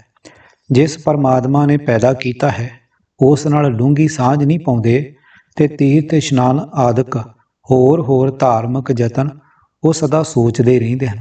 ਦੁਨੀਆ ਦੇ ਰਸਾਂ ਚਸਕਿਆਂ ਦੇ ਕਾਰਨ ਜੀਵ ਨੂੰ ਆਦ ਮਨ ਦੇ ਰੋਗ, ਵਿਆਧ ਸਰੀਰ ਦੇ ਰੋਗ ਤੇ ਉਪਾਦ ਹੋਰ ਝਗੜੇ ਝੰਬੇਲੇ ਚੰਬੜੇ ਰਹਿੰਦੇ ਹਨ। ਕਦੇ ਇਸ ਦੇ ਮਨ ਦਾ ਦੁੱਖ ਕਲੇਸ਼ ਮਿਟਦਾ ਨਹੀਂ ਹੈ। ਰਸਾਂ ਵਿੱਚ ਫਸਿਆ ਮਨੁੱਖ ਪੂਰਨ ਪਾਰ ਬ੍ਰਹਮ ਮਾਲਕ ਪ੍ਰਭੂ ਦੇ ਪ੍ਰਤਾਪ ਨੂੰ ਨਹੀਂ ਸਮਝਦਾ, ਸੋ ਬੇਅੰਤ ਲੁਕਾਈ ਮਾਇਆ ਦੇ ਮੋਹ ਤੇ ਭਟਕਣਾ ਵਿੱਚ ਗੋਤੇ ਖਾ ਰਹੀ ਹੈ। ਭਾਰੇ ਨਰਕਾਂ ਦੁੱਖਾਂ ਵਿੱਚ ਦਿਨ ਕੱਟ ਰਹੀ ਹੈ। ਗੁਰਦੇਵ ਜੀ ਦੀ ਅਰਦਾਸ, ਹੇ ਪ੍ਰਭੂ ਕਿਰਪਾ ਕਰਕੇ ਇਹਨਾਂ ਦੁਖਿਆਰਿਆਂ ਦੀ ਰੱਖਿਆ ਕਰ, ਸਭ ਨੂੰ ਤੇਰੀ ਸਹਾਇਤਾ ਦੀ ਹੀ ਆਸ ਹੈ। ਮਨ ਘਨੈ ਭ੍ਰਮੈ ਬਨੈ, ਉਮਕਤ ਰਸ ਚਾਲੈ, ਪ੍ਰਭ ਮਿਲਬੇ ਕੀ ਚਾਹ ਰਹਾਉ। ਤ੍ਰੈ ਗੁਣ ਮਾਈ ਮੋਹ ਆਈ, ਕਹੂੰ ਬੇਦਨ ਕਾਹੇ, ਆਨੁ ਪਾਵ ਸਗਰ ਕੀਏ, ਨੈ ਦੁਖ ਸਾਕੈ ਲਾਹੇ। ਭਜ ਸ਼ਰਨ ਸਾਧੂ ਨਾਨਕਾ, ਮਿਲ ਗੁਣ ਗੋਬਿੰਦੇ ਗਾਹੇ। ਪੰਨਾ 1272। ਅਰਥ, ਹੈ ਭਾਈ, ਮਨੁੱਖ ਦਾ ਮਨ ਸੰਸਾਰ ਰੂਪ ਸੰਘਣੇ ਜੰਗਲ ਵਿੱਚ ਬਨੇ ਭਟਕਦਾ ਰਹਿੰਦਾ ਹੈ, ਪਰ ਜਦੋਂ ਇਸ ਦੇ ਅੰਦਰ ਪਰਮਾਤਮਾ ਨੂੰ ਮਿਲਣ ਦੀ ਤਾਂਘ ਪੈਦਾ ਹੁੰਦੀ ਹੈ ਤਦੋਂ ਇਹ ਉਮਾ ਵਿੱਚ ਆ ਕੇ ਆਤਮਿਕ ਆਨੰਦ ਨਾਲ ਜੀਵਨ ਚਾਲ ਚੱਲਦਾ ਹੈ। ਰਹਾ, ਤਿੰਨਾਂ ਗੁਣਾਂ ਵਾਲੀ ਮਾਇਆ ਮੇਰੇ ਉੱਤੇ ਵੀ ਹੱਲਾ ਕਰਦੀ ਹੈ। ਗੁਰੂ ਤੋਂ ਬਿਨਾਂ ਮੈਂ ਕਿਸ ਨੂੰ ਇਹ ਤਕਲੀਫ ਦੱਸਾਂ। ਗੁਰਦੇਵ ਜੀ, ਹੇ ਭਾਈ, ਗੁਰੂ ਦੀ ਸ਼ਰਨ ਆਉਣ ਤੋਂ ਬਿਨਾਂ ਹੋਰ ਸਾਰੇ ਹੀਲੇ ਕੀਤੇ ਉਹ ਹੀਲੇ ਮਾਇਆ ਹੱਥੋਂ ਮਿਲ ਰਹੇ ਦੁੱਖਾਂ ਨੂੰ ਦੂਰ ਨਹੀਂ ਕਰ ਸਕਦੇ। ਹੇ ਭਾਈ, ਗੁਰੂ ਦੀ ਸ਼ਰਨ ਪਿਆ ਰਹੋ ਅਤੇ ਗੋਬਿੰਦ ਦੇ ਗੁਣਾਂ ਵਿੱਚ ਚੁੱਭੀ ਲਾ ਕੇ ਗੋਬਿੰਦ ਵਿੱਚ ਮਿਲਿਆ ਰਹੋ। ਤ੍ਰੈ ਗੁਣ ਵਖਾਣੇ ਭਰਮ ਨਾ ਜਾਏ, ਬੰਧਨ ਨਾ ਟੂਟੈ ਮੁਕਤ ਨਾ ਪਾਏ। ਮੁਕਤ ਦਾਤਾ ਸਤਿਗੁਰ ਜੁਗ ਮਾਹੇ, ਗੁਰਮੁਖ ਪ੍ਰਾਣੀ ਭਰਮ ਗਵਾਹੇ। ਸਹਿਜ ਧੁਨ ਉਪਜੇ ਹਰ ਲਿਵ ਲਾਏ ਰਹਾ। ਤ੍ਰੈ ਗੁਣ ਕਾਲੇ ਕੀ ਸਰਕਾਰਾ, ਨਾਮ ਨਾ ਚੇਤੇ ਉਹ ਪਾਵਨ ਹਾਰਾ। ਮਰ ਜੰਮੇ ਫਿਰ ਵਾਰੋ ਵਾਰਾ। ਪੰਨਾ 231। ਅਰਥ, ਜਿਹੜਾ ਮਨੁੱਖ ਗੁਰੂ ਦੀ ਸ਼ਰਨ ਪੈਂਦਾ ਹੈ ਉਹ ਆਪਣੇ ਮਨ ਦੀ ਭਟਕਣਾ ਦੂਰ ਕਰ ਲੈਂਦਾ ਹੈ। ਉਸ ਦੇ ਅੰਦਰ ਆਤਮਿਕ ਅਡੋਲਤਾ ਦੀ ਅਰੋਂ ਪੈਦਾ ਹੋ ਜਾਂਦੀ ਹੈ, ਕਿਉਂਕਿ ਗੁਰੂ ਦੀ ਕਿਰਪਾ ਨਾਲ ਉਹ ਪਰਮਾਤਮਾ ਵਿੱਚ ਸੁਰਤ ਜੋੜੀ ਰੱਖਦਾ ਹੈ। ਰਹਾ, ਪਰ ਹੇ ਭਾਈ, ਜਿਹੜਾ ਮਨੁੱਖ ਮਾਇਆ ਦੇ ਪਸਾਰੇ ਦੀਆਂ ਗੱਲਾਂ ਵਿੱਚ ਹੀ ਦਿਲਚਸਪੀ ਰੱਖਦਾ ਹੈ ਉਸ ਦੇ ਮਨ ਦੀ ਭਟਕਣਾ ਦੂਰ ਨਹੀਂ ਹੋ ਸਕਦੀ। ਉਸ ਦੇ ਮਾਇਆ ਦੇ ਮੋਹ ਦੇ ਬੰਧਨ ਨਹੀਂ ਟੁੱਟਦੇ, ਉਸ ਨੂੰ ਮਾਇਆ ਦੇ ਮੋਹ ਤੋਂ ਖਲਾਸੀ ਪ੍ਰਾਪਤ ਨਹੀਂ ਹੁੰਦੀ। ਹੇ ਭਾਈ, ਜਗਤ ਵਿੱਚ ਮਾਇਆ ਦੇ ਮੋਹ ਤੋਂ ਖਲਾਸੀ ਦੇਣ ਵਾਲਾ ਸਿਰਫ ਗੁਰੂ ਹੀ ਹੈ। ਮਾਇਆ ਦੇ ਪਸਾਰੇ ਵਿੱਚ ਰੁਚੀ ਰੱਖਣ ਵਾਲਿਆਂ ਦੇ ਸਿਰ ਉੱਤੇ ਸਦਾ ਆਤਮਿਕ ਮੌਤ ਦਾ ਹੁਕਮ ਚੱਲਦਾ ਹੈ। ਉਹ ਸਿਰਜਣਹਾਰ ਪਰਮਾਤਮਾ ਦਾ ਨਾਮ ਕਦੇ ਯਾਦ ਨਹੀਂ ਕਰਦੇ, ਉਹ ਮੁੜ ਜਗਤ ਵਿੱਚ ਜੰਮਦੇ ਮਰਦੇ ਰਹਿੰਦੇ ਹਨ। ਅਸਾਂ ਉੱਪਰ ਮਾਇਆ ਦੇ ਤਿੰਨ ਗੁਣਾਂ ਰਜ ਤਮ ਸਤ ਦੇ ਅਰਥ ਪੜ੍ਹੇ ਹਨ। ਮਾਇਆ ਦੇ ਸਤੋ ਗੁਣ ਦੇ ਅਰਥਾਂ ਵਿੱਚ ਕਰਮਕਾਂਡੀ ਢੰਗ ਨਾਲ ਮਨ ਦੀ ਸ਼ਾਂਤੀ ਨੂੰ ਲੱਭਣਾ ਵੀ ਮਾਇਆ ਦਾ ਰੂਪ ਹੀ ਲਿਖਿਆ। ਕਿਸੇ ਪ੍ਰਕਾਰ ਦੀ ਲਾਲਸਾ ਨਾਲ ਸਰੀਰਕ ਅਭਿਆਸ, ਜਪ ਤਪ ਜਲ ਧਾਰੇ ਆਦਿ ਕਰਨੇ, ਇੱਕ ਲੱਤ ਭਾਰ ਖੜੇ ਰਹਿਣਾ, ਅੰਗ ਸੁਕਾ ਲੈਣੇ ਆਦਿ ਕਰਨੇ, ਅਥਵਾ ਦਾਨ ਪੁੰਨ ਕਰਨੇ, ਤੀਰਥ ਇਸ਼ਨਾਨ ਆਦਿਕ ਵਿਖਾਵੇ ਵਾਲੇ ਧਰਮ ਕਰਮ ਸਭ ਮਾਇਆ ਦੇ ਹੀ ਰੂਪ ਹਨ। ਇਸ ਸਿਧਾਂਤ ਨੂੰ ਸਤਿਗੁਰਾਂ ਨੇ ਇਸ ਗੁਰੂ ਬਾਣੀ ਵਿੱਚ ਸਮਝਾਇਆ ਹੈ। ਹਠ ਨਿਹਗ੍ਰੇ ਕਰ ਕਾਇਆ ਚੀਜੈ। ਵਰਤ ਤਪਨ ਕਰ ਮਨ ਨਹੀਂ ਭੀਜੈ। ਰਾਮ ਨਾਮ ਸਰ ਅਵਰ ਨ ਪੂਜੈ। ਗੁਰ ਸੇਵ ਮਨਾ ਹਰ ਜਨ ਸੰਗ ਕੀਜੈ। ਜਮ ਜੰਦਾਰ ਜੋ ਨਹੀਂ ਸਾਕੈ। ਸਰਪਣ ਡਸ ਨ ਸਕੇ ਹਰ ਕਾ ਰਸ ਪੀਜੈ। ਰਹਾਉ। ਬਾਦ ਪੜੇ ਰਾਗੀ ਜਗ ਭੀਜੈ। ਤ੍ਰੈ ਗੁਣ ਬਿਖਿਆ ਜਨਮ ਮਰੀਜੈ। ਰਾਮ ਨਾਮ ਬਿਨ ਦੁਖ ਸਹੀਜੈ। ਚਾੜਸ ਪਵਨ ਸਿੰਘਾਸਨ ਭੀਜੈ। ਨਿਉਲੀ ਕਰਮ ਖਟ ਕਰਮ ਕਰੀਜੈ। ਰਾਮ ਨਾਮ ਬਿਨ ਬਿਰਥਾ ਸਾਸ ਲੀਜੈ। ਪੰਨਾ 905। ਤ੍ਰੈ ਗੁਣ ਸਭਾ ਧਾਤ ਹੈ। ਦੂਜਾ ਭਾਉ ਵਿਕਾਰ। ਪੰਡਤ ਪੜੇ ਬੰਧਨ ਮੋਹ ਬਾਂਧਾ। ਨਹਿ ਬੂਝੇ ਬਿਖਿਆ ਪਿਆਰ। ਸਤਿਗੁਰ ਮਿਲਿਆ ਤ੍ਰਿਕੁਟੀ ਛੁਟੈ।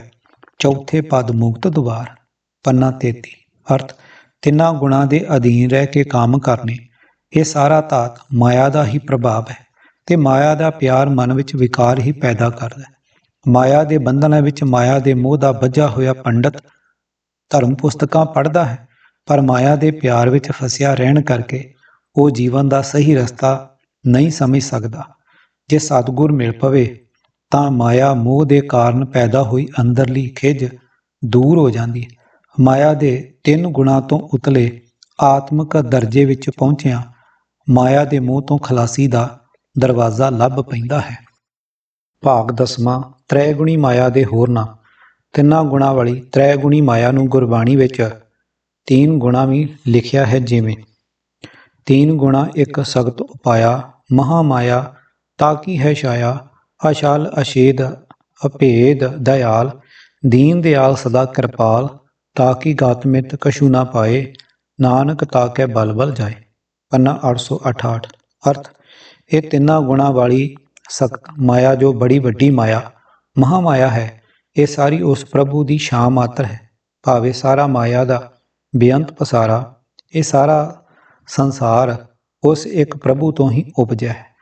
ਉਸ ਪ੍ਰਭੂ ਨੂੰ ਕੋਈ ਵਿਕਾਰ ਨਾ ਛਲ ਸਕਦਾ ਹੈ ਤੇ ਨਾ ਹੀ ਵਿੰਨ ਸਕਦਾ ਹੈ। ਉਸ ਦਾ ਭੇਦ ਨਹੀਂ ਪਾਇਆ ਜਾ ਸਕਦਾ। ਉਹ ਦਇਆ ਦਾ ਘਰ ਹੈ। ਉਹ ਦੀਨਾਂ ਉੱਤੇ ਸਦਾ ਦਇਆ ਕਰਨ ਵਾਲਾ ਹੈ ਤੇ ਦਇਆ ਦਾ ਸੋਮਾ ਹੈ। ਉਹ ਪ੍ਰਭੂ ਕਿਹੋ ਜਿਹਾ ਹੈ ਤੇ ਕਿੱਡਾ ਵੱਡਾ ਹੈ, ਇਹ ਭੇਦ ਲੱਭਿਆ ਨਹੀਂ ਜਾ ਸਕਦਾ। ਨਾਨਕ ਉਸ ਪ੍ਰਭੂ ਤੋਂ ਸਦਾ ਸਦਕੇ ਜਾਂਦਾ ਹੈ। 3 ਗੁਣਾ ਮੈਂ ਵਿਆਪਿਆ ਪੂਰਨ ਹੋਤ ਨਾ ਕਾਮ। ਪਤਤ ਉਦਾਹਰਨ ਮਨ ਬਸੇ ਨਾਨਕ ਛੂਟੈ ਨਾਮ। ਪੰਨਾ 299। ਅਰਥ ਜਗਤ ਮਾਇਆ ਦੇ 3 ਗੁਣਾਂ ਦੇ ਵਸ ਵਿੱਚ ਪਿਆ ਰਹਿੰਦਾ ਹੈ। ਇਸ ਕਾਰਨ ਉਸ ਦੀਆਂ ਵਾਸਨਾ ਪੂਰੀਆਂ ਨਹੀਂ ਹੁੰਦੀਆਂ। ਇਹ ਨਾਨਕ ਉਹ ਮਨੁੱਖ ਇਸ ਮਾਇਆ ਦੇ ਪੰਜੇ ਵਿੱਚੋਂ ਖਲਾਸੀ ਪਾ ਲੈਂਦਾ ਹੈ, ਜਿਸ ਦੇ ਮਨ ਵਿੱਚ ਉਹ ਪ੍ਰਮਾਤਮਾ ਦਾ ਨਾਮ ਵਸ ਜਾਂਦਾ ਹੈ, ਜਿਹੜਾ ਵਿਕਾਰਾਂ ਤੋਂ ਬਚਾ ਲੈਣ ਦੀ ਸਮਰੱਥਾ ਰੱਖਦਾ ਹੈ। ਧਿਆਨ ਰਹੇ ਕਿ ਨਾਮ ਨੂੰ ਛੂਟੇ ਲਫ਼ਜ਼ ਨਾਲ ਨਹੀਂ ਜੋੜ ਲੈਣਾ। ਇੱਥੇ ਨਾਮ ਦਾ ਜੋੜ ਮਨ ਬਸੇ ਨਾਲ ਕਰਨਾ ਹੈ।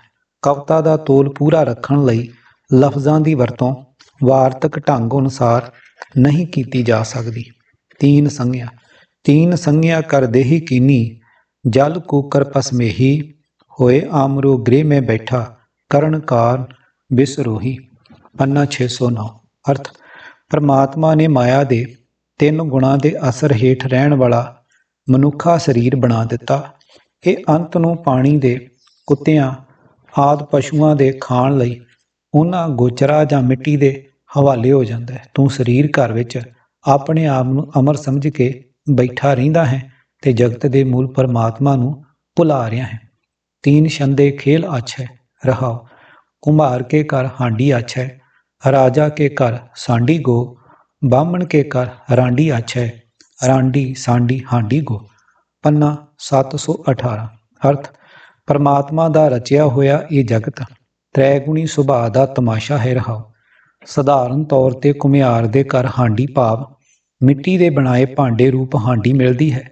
ਰਾਜੇ ਦੇ ਘਰ ਸਾਂਢੀ ਸਾਂਢਣੀ ਭਾਵ ਊਠ, ਘੋੜੇ, ਹਾਥੀਆਂ ਵਾਲੀ ਫੌਜ ਅਤੇ ਹੋਰ ਧਨ ਦੌਲਤ ਰੂਪ ਸਾਂਢਣੀ ਮਾਇਆ ਹੈ। ਬ੍ਰਾਹਮਣ ਦੇ ਘਰ ਰਾਂਡੀ ਪੱਤਰੀ ਭਾਵ ਮਹੂਰਤ ਆਦਿ ਵਿਚਾਰ ਕੇ ਲੋਕਾਂ ਕੋਲੋਂ ਮਾਇਆ ਇਕੱਤਰ ਦਾ ਜੰਤਰ ਪੱਤਰੀ ਅਥਵਾ ਪੁਸਤਕ ਹੈ। ਇਹਨਾਂ ਘਰਾਂ ਵਿੱਚ ਭਾਂਡੇ ਸਾਂਢਣੀ ਪੱਤਰੀ ਹੀ ਪ੍ਰਧਾਨ ਹਨ। ਇਹਨਾਂ ਰੰਗਾਂ ਵਿੱਚ ਮਾਇਆ ਪ੍ਰਧਾਨ ਹੈ। 3 ਅਵਰਤ ਭਾਵ ਮਾਇਆ ਦੇ 3 ਗੁਣਾਂ ਦੀ ਘੁੰਮਣ ਘੇਰੀ। 5 ਸਿੰਘ ਰਾਖੇ ਪ੍ਰਭ ਮਾਰ। 10 ਬਘਿਆੜੀ ਲਈ ਨਿਵਾਰ। तीन आवर्त की चूकी घेर, साध संग चूकै पै फेर, सिमर सिमर जीवा गोविंद, कर किरपा राखियो दास अपना, सदा सदा साचा बख्शिंद। रहाओ पन्ना 899। अर्थ, मैं परमात्मा ਦਾ ਨਾਮ ਸਿਮਰਦਾ ਰਹਿ ਕੇ ਆਤਮਿਕ ਜੀਵਨ ਹਾਸਲ ਕਰਦਾ ਹਾਂ। ਮੈਨੂੰ ਪਰਮਾਤਮਾ ਨੇ ਕਿਰਪਾ ਕਰਕੇ ਆਪ ਹੀ ਕਾਮਾਦਿਕ ਵਿਕਾਰਾਂ ਤੋਂ ਬਚਾ ਰੱਖਿਆ ਹੈ। ਸਦਾ ਕਾਇਮ ਰਹਿਣ ਵਾਲਾ ਮਾਲਕ ਸਦਾ ਹੀ ਬਖਸ਼ਿਸ਼ਾਂ ਕਰਨ ਵਾਲਾ ਹੈ। ਰਹਾਓ, ਜਿਉਂ-ਜਿਉਂ ਮੈਂ ਪ੍ਰਭੂ ਨੂੰ ਸਿਮਰਿਆ ਹੈ, ਪ੍ਰਭੂ ਨੇ ਮੇਰੇ ਅੰਦਰੋਂ 5 ਕਾਮਾਦਿਕ ਸ਼ੇਰ ਮੁਕਾਰ ਮਾਰ ਮੁਕਾਏ ਹਨ। 10 ਇੰਦਰੀਆਂ ਦਾ ਦਬਾਅ ਵੀ ਮੇਰੇ ਉੱਤੋਂ ਦੂਰ ਕਰ ਦਿੱਤਾ। ਮਾਇਆ ਦੇ 3 ਗੁਣਾਂ ਦੀ ਘੁੰਮਣ ਘੇਰੀ ਦਾ ਚੱਕਰ ਵੀ ਮੁੱਕ ਗਿਆ ਹੈ। ਗੁਰੂ ਦੀ ਸੰਗਤ ਵਿੱਚ ਰਹਿਣ ਕਰਕੇ ਜਨਮ ਮਰਨ ਦੇ ਗੇੜ ਵਿੱਚ ਪੈਣ ਦੇ ਸਾਰੇ ਡਰ ਖਤਮ ਹੋ ਗਏ ਹਨ।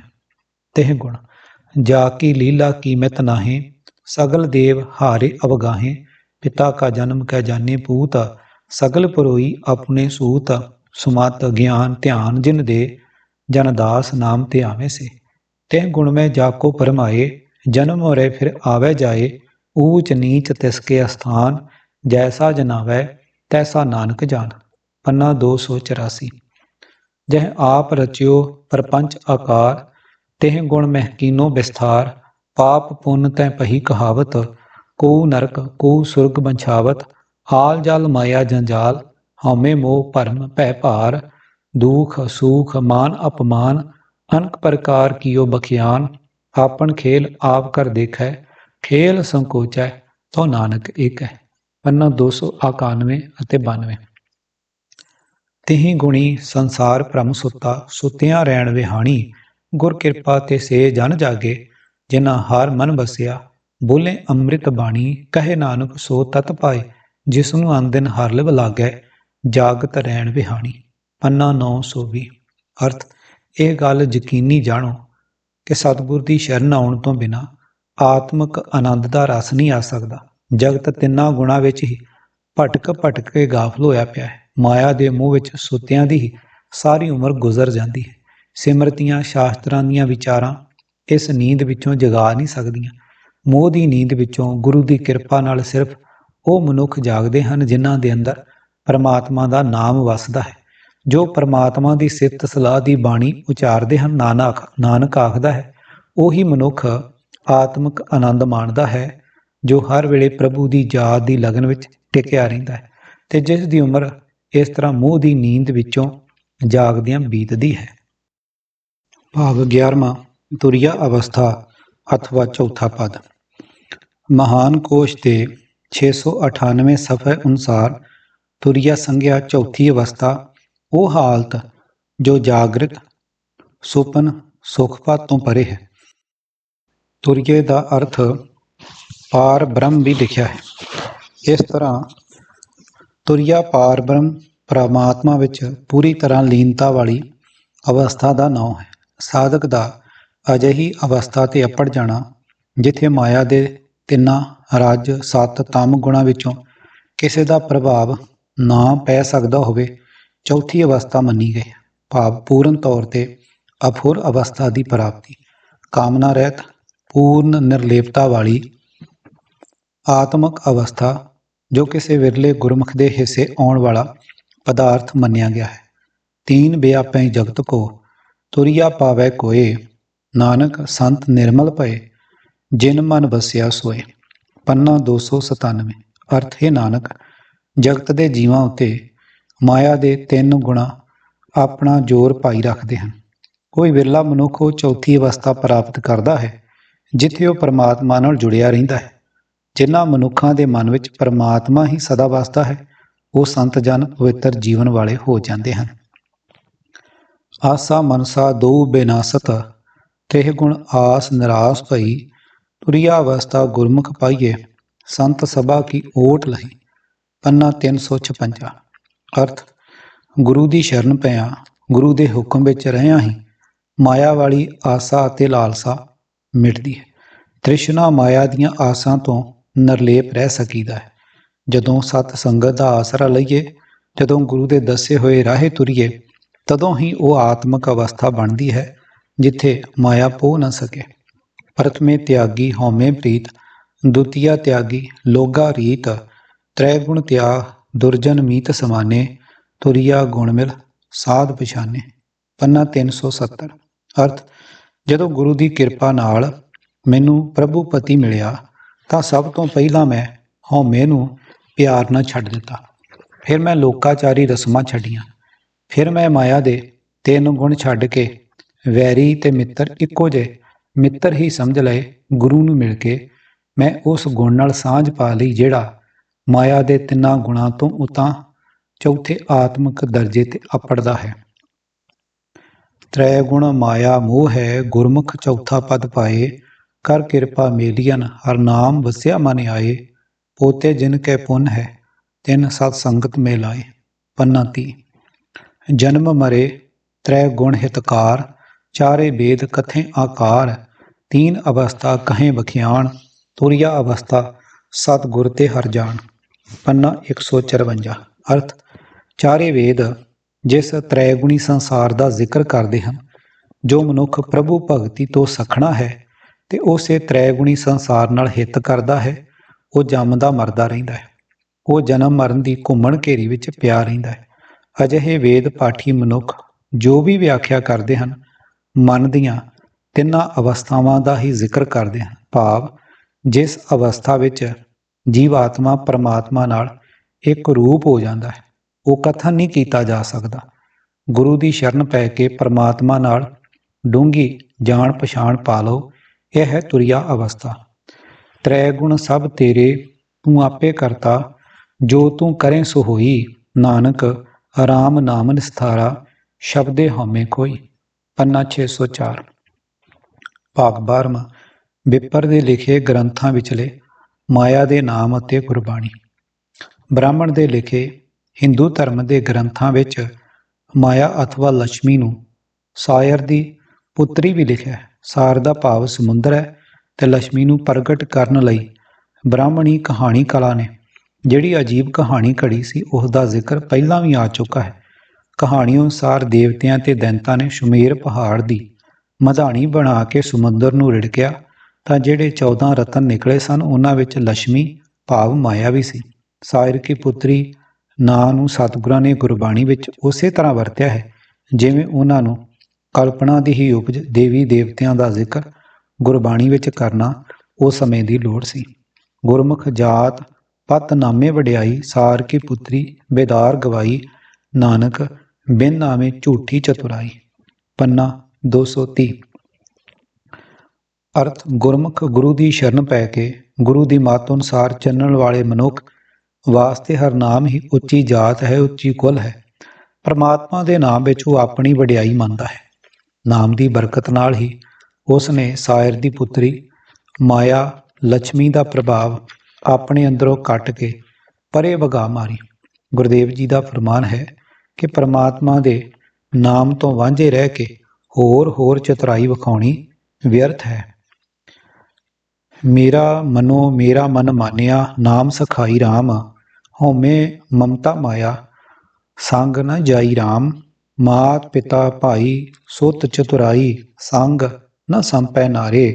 ਸਾਇਰ ਕੀ ਪੁੱਤਰੀ ਪਰ ਹਰ ਤਿਆਗੀ, ਚਰਨ ਤਲੇ ਵਿਚਾਰੇ। ਆਦਿ ਪੁਰਖ ਇੱਕ ਚਲਤ ਦਿਖਾਇਆ, ਜਹ ਦੇਖਾਂ ਤਹ ਸੋਈ। ਨਾਨਕ ਹਰ ਕੀ ਭਗਤ ਨਾ ਛੋਡੂ, ਸਹਿਜੇ ਹੋਏ ਸੋ ਹੋਈ। ਪੰਨਾ 437। ਅਰਥ, ਗੁਰੂ ਦੀ ਸ਼ਰਨ ਪੈ ਕੇ ਮੇਰਾ ਮਨ ਮੰਨ ਚੁੱਕਾ ਹੈ ਕਿ ਪਰਮਾਤਮਾ ਦਾ ਨਾਮ ਹੀ ਅਸਲ ਸਾਥੀ ਹੈ। ਮਾਇਆ ਦੀ ਮਮਤਾ ਤੇ ਹਉਮੈ ਮਨੁੱਖ ਦੇ ਨਾਲ ਨਹੀਂ ਜਾਂਦੇ। ਮਾਂ ਪਿਓ ਭਰਾ ਧਨ ਇਸਤਰੀ ਦੁਨੀਆ ਵਾਲੀ ਚਤੁਰਾਈ ਸਦਾ ਲਈ ਸਾਥੀ ਨਹੀਂ ਬਣ ਸਕਦੇ। ਇਸ ਵਾਸਤੇ ਗੁਰੂ ਦੇ ਸ਼ਬਦ ਦੀ ਵਿਚਾਰ ਦੀ ਬਰਕਤ ਨਾਲ ਮੈਂ ਸਾਇਰ ਕੀ ਪੁੱਤਰੀ ਭਾਵ ਵਿਸ਼ਨੂੰ ਦੀ ਘਰ ਦੀ ਲక్ష్ਮੀ ਦੀ ਪੂਜਾ ਅਥਵਾ ਮਾਇਆ ਦਾ ਮੋਹ ਉੱਕਾ ਹੀ ਤਿਆਗ ਦਿੱਤਾ ਹੈ ਤੇ ਇਸ ਸਾਇਰ ਕੀ ਪੁੱਤਰੀ ਨੂੰ ਆਪਣੇ ਪੈਰਾਂ ਹੇਠ ਰੱਖਿਆ ਹੋਇਆ ਹੈ। ਮੈਨੂੰ ਇਹ ਨਿਸ਼ਚਾ ਬਣ ਗਿਆ ਹੈ ਕਿ ਆਦਿ ਪੁਰਖ ਨੇ ਜਗਤ ਰੂਪ ਇੱਕ ਤਮਾਸ਼ਾ ਵਿਖਾਲ ਦਿੱਤਾ ਹੈ। ਮੈਂ ਜਿੱਧਰ ਵੇਖਦਾ ਹਾਂ ਉਧਰ ਉਹ ਪਰਮਾਤਮਾ ਹੀ ਮੈਨੂੰ ਦਿਸਦਾ ਹੈ। ਮੈਂ ਪ੍ਰਭੂ ਦੀ ਭਗਤੀ ਕਦੇ ਨਹੀਂ ਵਿਸਾਰਦਾ। ਮੈਨੂੰ ਨਿਸ਼ਚਾ ਹੈ ਕਿ ਜਗਤ ਵਿੱਚ ਜੋ ਕੁਝ ਹੋ ਰਿਹਾ ਹੈ ਸੁੱਤੇ ਹੀ ਪ੍ਰਭੂ ਦੀ ਰਜ਼ਾ ਵਿੱਚ ਹੋ ਰਿਹਾ ਹੈ। ਇਹਨਾਂ ਦੋ ਅਤੇ ਅਜਿਹੇ ਹੋਰ ਮਹਾਵਾਕਾਂ ਤੋਂ ਇਹ ਸਿੱਖਿਆ ਵੀ ਸਪਸ਼ਟ ਸ਼ਬਦਾਂ ਵਿੱਚ ਮਿਲਦੀ ਹੈ ਕਿ ਹਿੰਦੂ ਲੋਕ ਜਿਸ ਲక్ష్ਮੀ ਦੇਵੀ ਦੀ ਪੂਜਾ ਕਰਦੇ ਹਨ ਗੁਰੂ ਕਾ ਸਿੱਖ ਸਦਾ ਉਸ ਨੂੰ ਆਪਣੀ ਦਾਸੀ ਮੰਨੇ ਅਤੇ ਉਸ ਦੇ ਮੋਹ ਜਾਲ ਵਿੱਚ ਕਦੇ ਨਾ ਫਸੇ। ਸਾਇਰ ਕੀ ਪੁੱਤਰੀ ਪੂਜਨਿਕ ਦੇਵੀ ਨਹੀਂ, ਸਗੋਂ ਜ਼ਹਿਰੀਲੀ ਨਾਗਨੀ ਹੈ, ਤਰਕਟੀ ਹੈ ਅਤੇ ਕਾਮਣਿਆਰੀ ਨਾਰ ਹੈ। ਇਸ ਦੀ ਪੂਜਾ ਨਹੀਂ ਕਰਨੀ, ਸਗੋਂ ਇਸ ਦਾ ਨੱਕ ਵੱਢਣਾ ਹੈ। ਗੁਰਬਾਣੀ ਅਨੁਸਾਰ ਦੇਵੀ ਦੇਵਤੇ ਹਨ ਹੀ ਮਾਇਆ। 33 ਕਰੋੜ ਕਥਿਤ ਦੇਵੀ ਦੇਵਤਿਆਂ ਦੀ ਇਹ ਫੌਜ ਮਾਇਆ ਦਾ ਭਿਆਨਕ ਰੂਪ ਹੈ।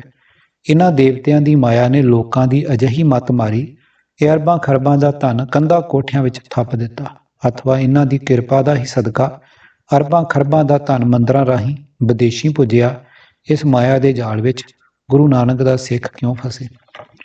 ਸਕਤ ਭਾਵ ਮਾਇਆ। ਗੋਸਵਾਮੀ ਤੁਲਸੀਦਾਸ ਦੇ ਲਿਖੇ ਸ੍ਰੀ ਰਾਮ ਚਰਿਤ ਮਾਨਸ ਅਥਵਾ ਤੁਲਸੀ ਰਮਾਇਣ ਗ੍ਰੰਥ ਵਿੱਚ ਰਮਾਇਣ ਗਾਥਾ ਸ਼ਿਵ ਜੀ ਅਤੇ ਪਾਰਬਤੀ ਦੀ ਆਪਸ ਵਿੱਚ ਹੋਈ ਗੱਲਬਾਤ ਤੇ ਆਧਾਰਿਤ ਹੈ।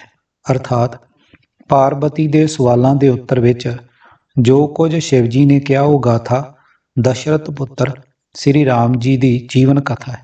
ਤੁਲਸੀਦਾਸ ਜੀ ਨੇ ਉਸ ਗਾਥਾ ਦਾ ਨਾਮ ਉਮਾ ਸੰਵਾਦ ਵੀ ਲਿਖਿਆ ਹੈ। ਦੇਖੋ ਦੂਸਰਾ ਅਧਿਆਇ ਦੋਹਰਾ 69। ਪਾਰਬਤੀ ਦੇ ਕਈ ਨਾਵਾਂ ਵਿੱਚੋਂ ਉਸਦਾ ਇੱਕ ਨਾਮ ਉਮਾ ਵੀ ਹੈ।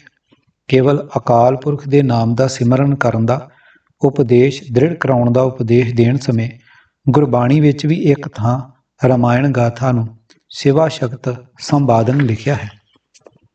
ਸ਼ਿਵਾ ਸ਼ਕਤ ਸੰਵਾਦਕ ਮਨ ਛੋੜ ਛੋੜ ਸਗਲ ਭੇਦੰ, ਸਿਮਰ ਸਿਮਰ ਗੋਬਿੰਦੰ ਭਜ ਨਾਮਾ ਤਰਸ ਭਵ ਸਿਧੰ। ਪੰਨਾ 873।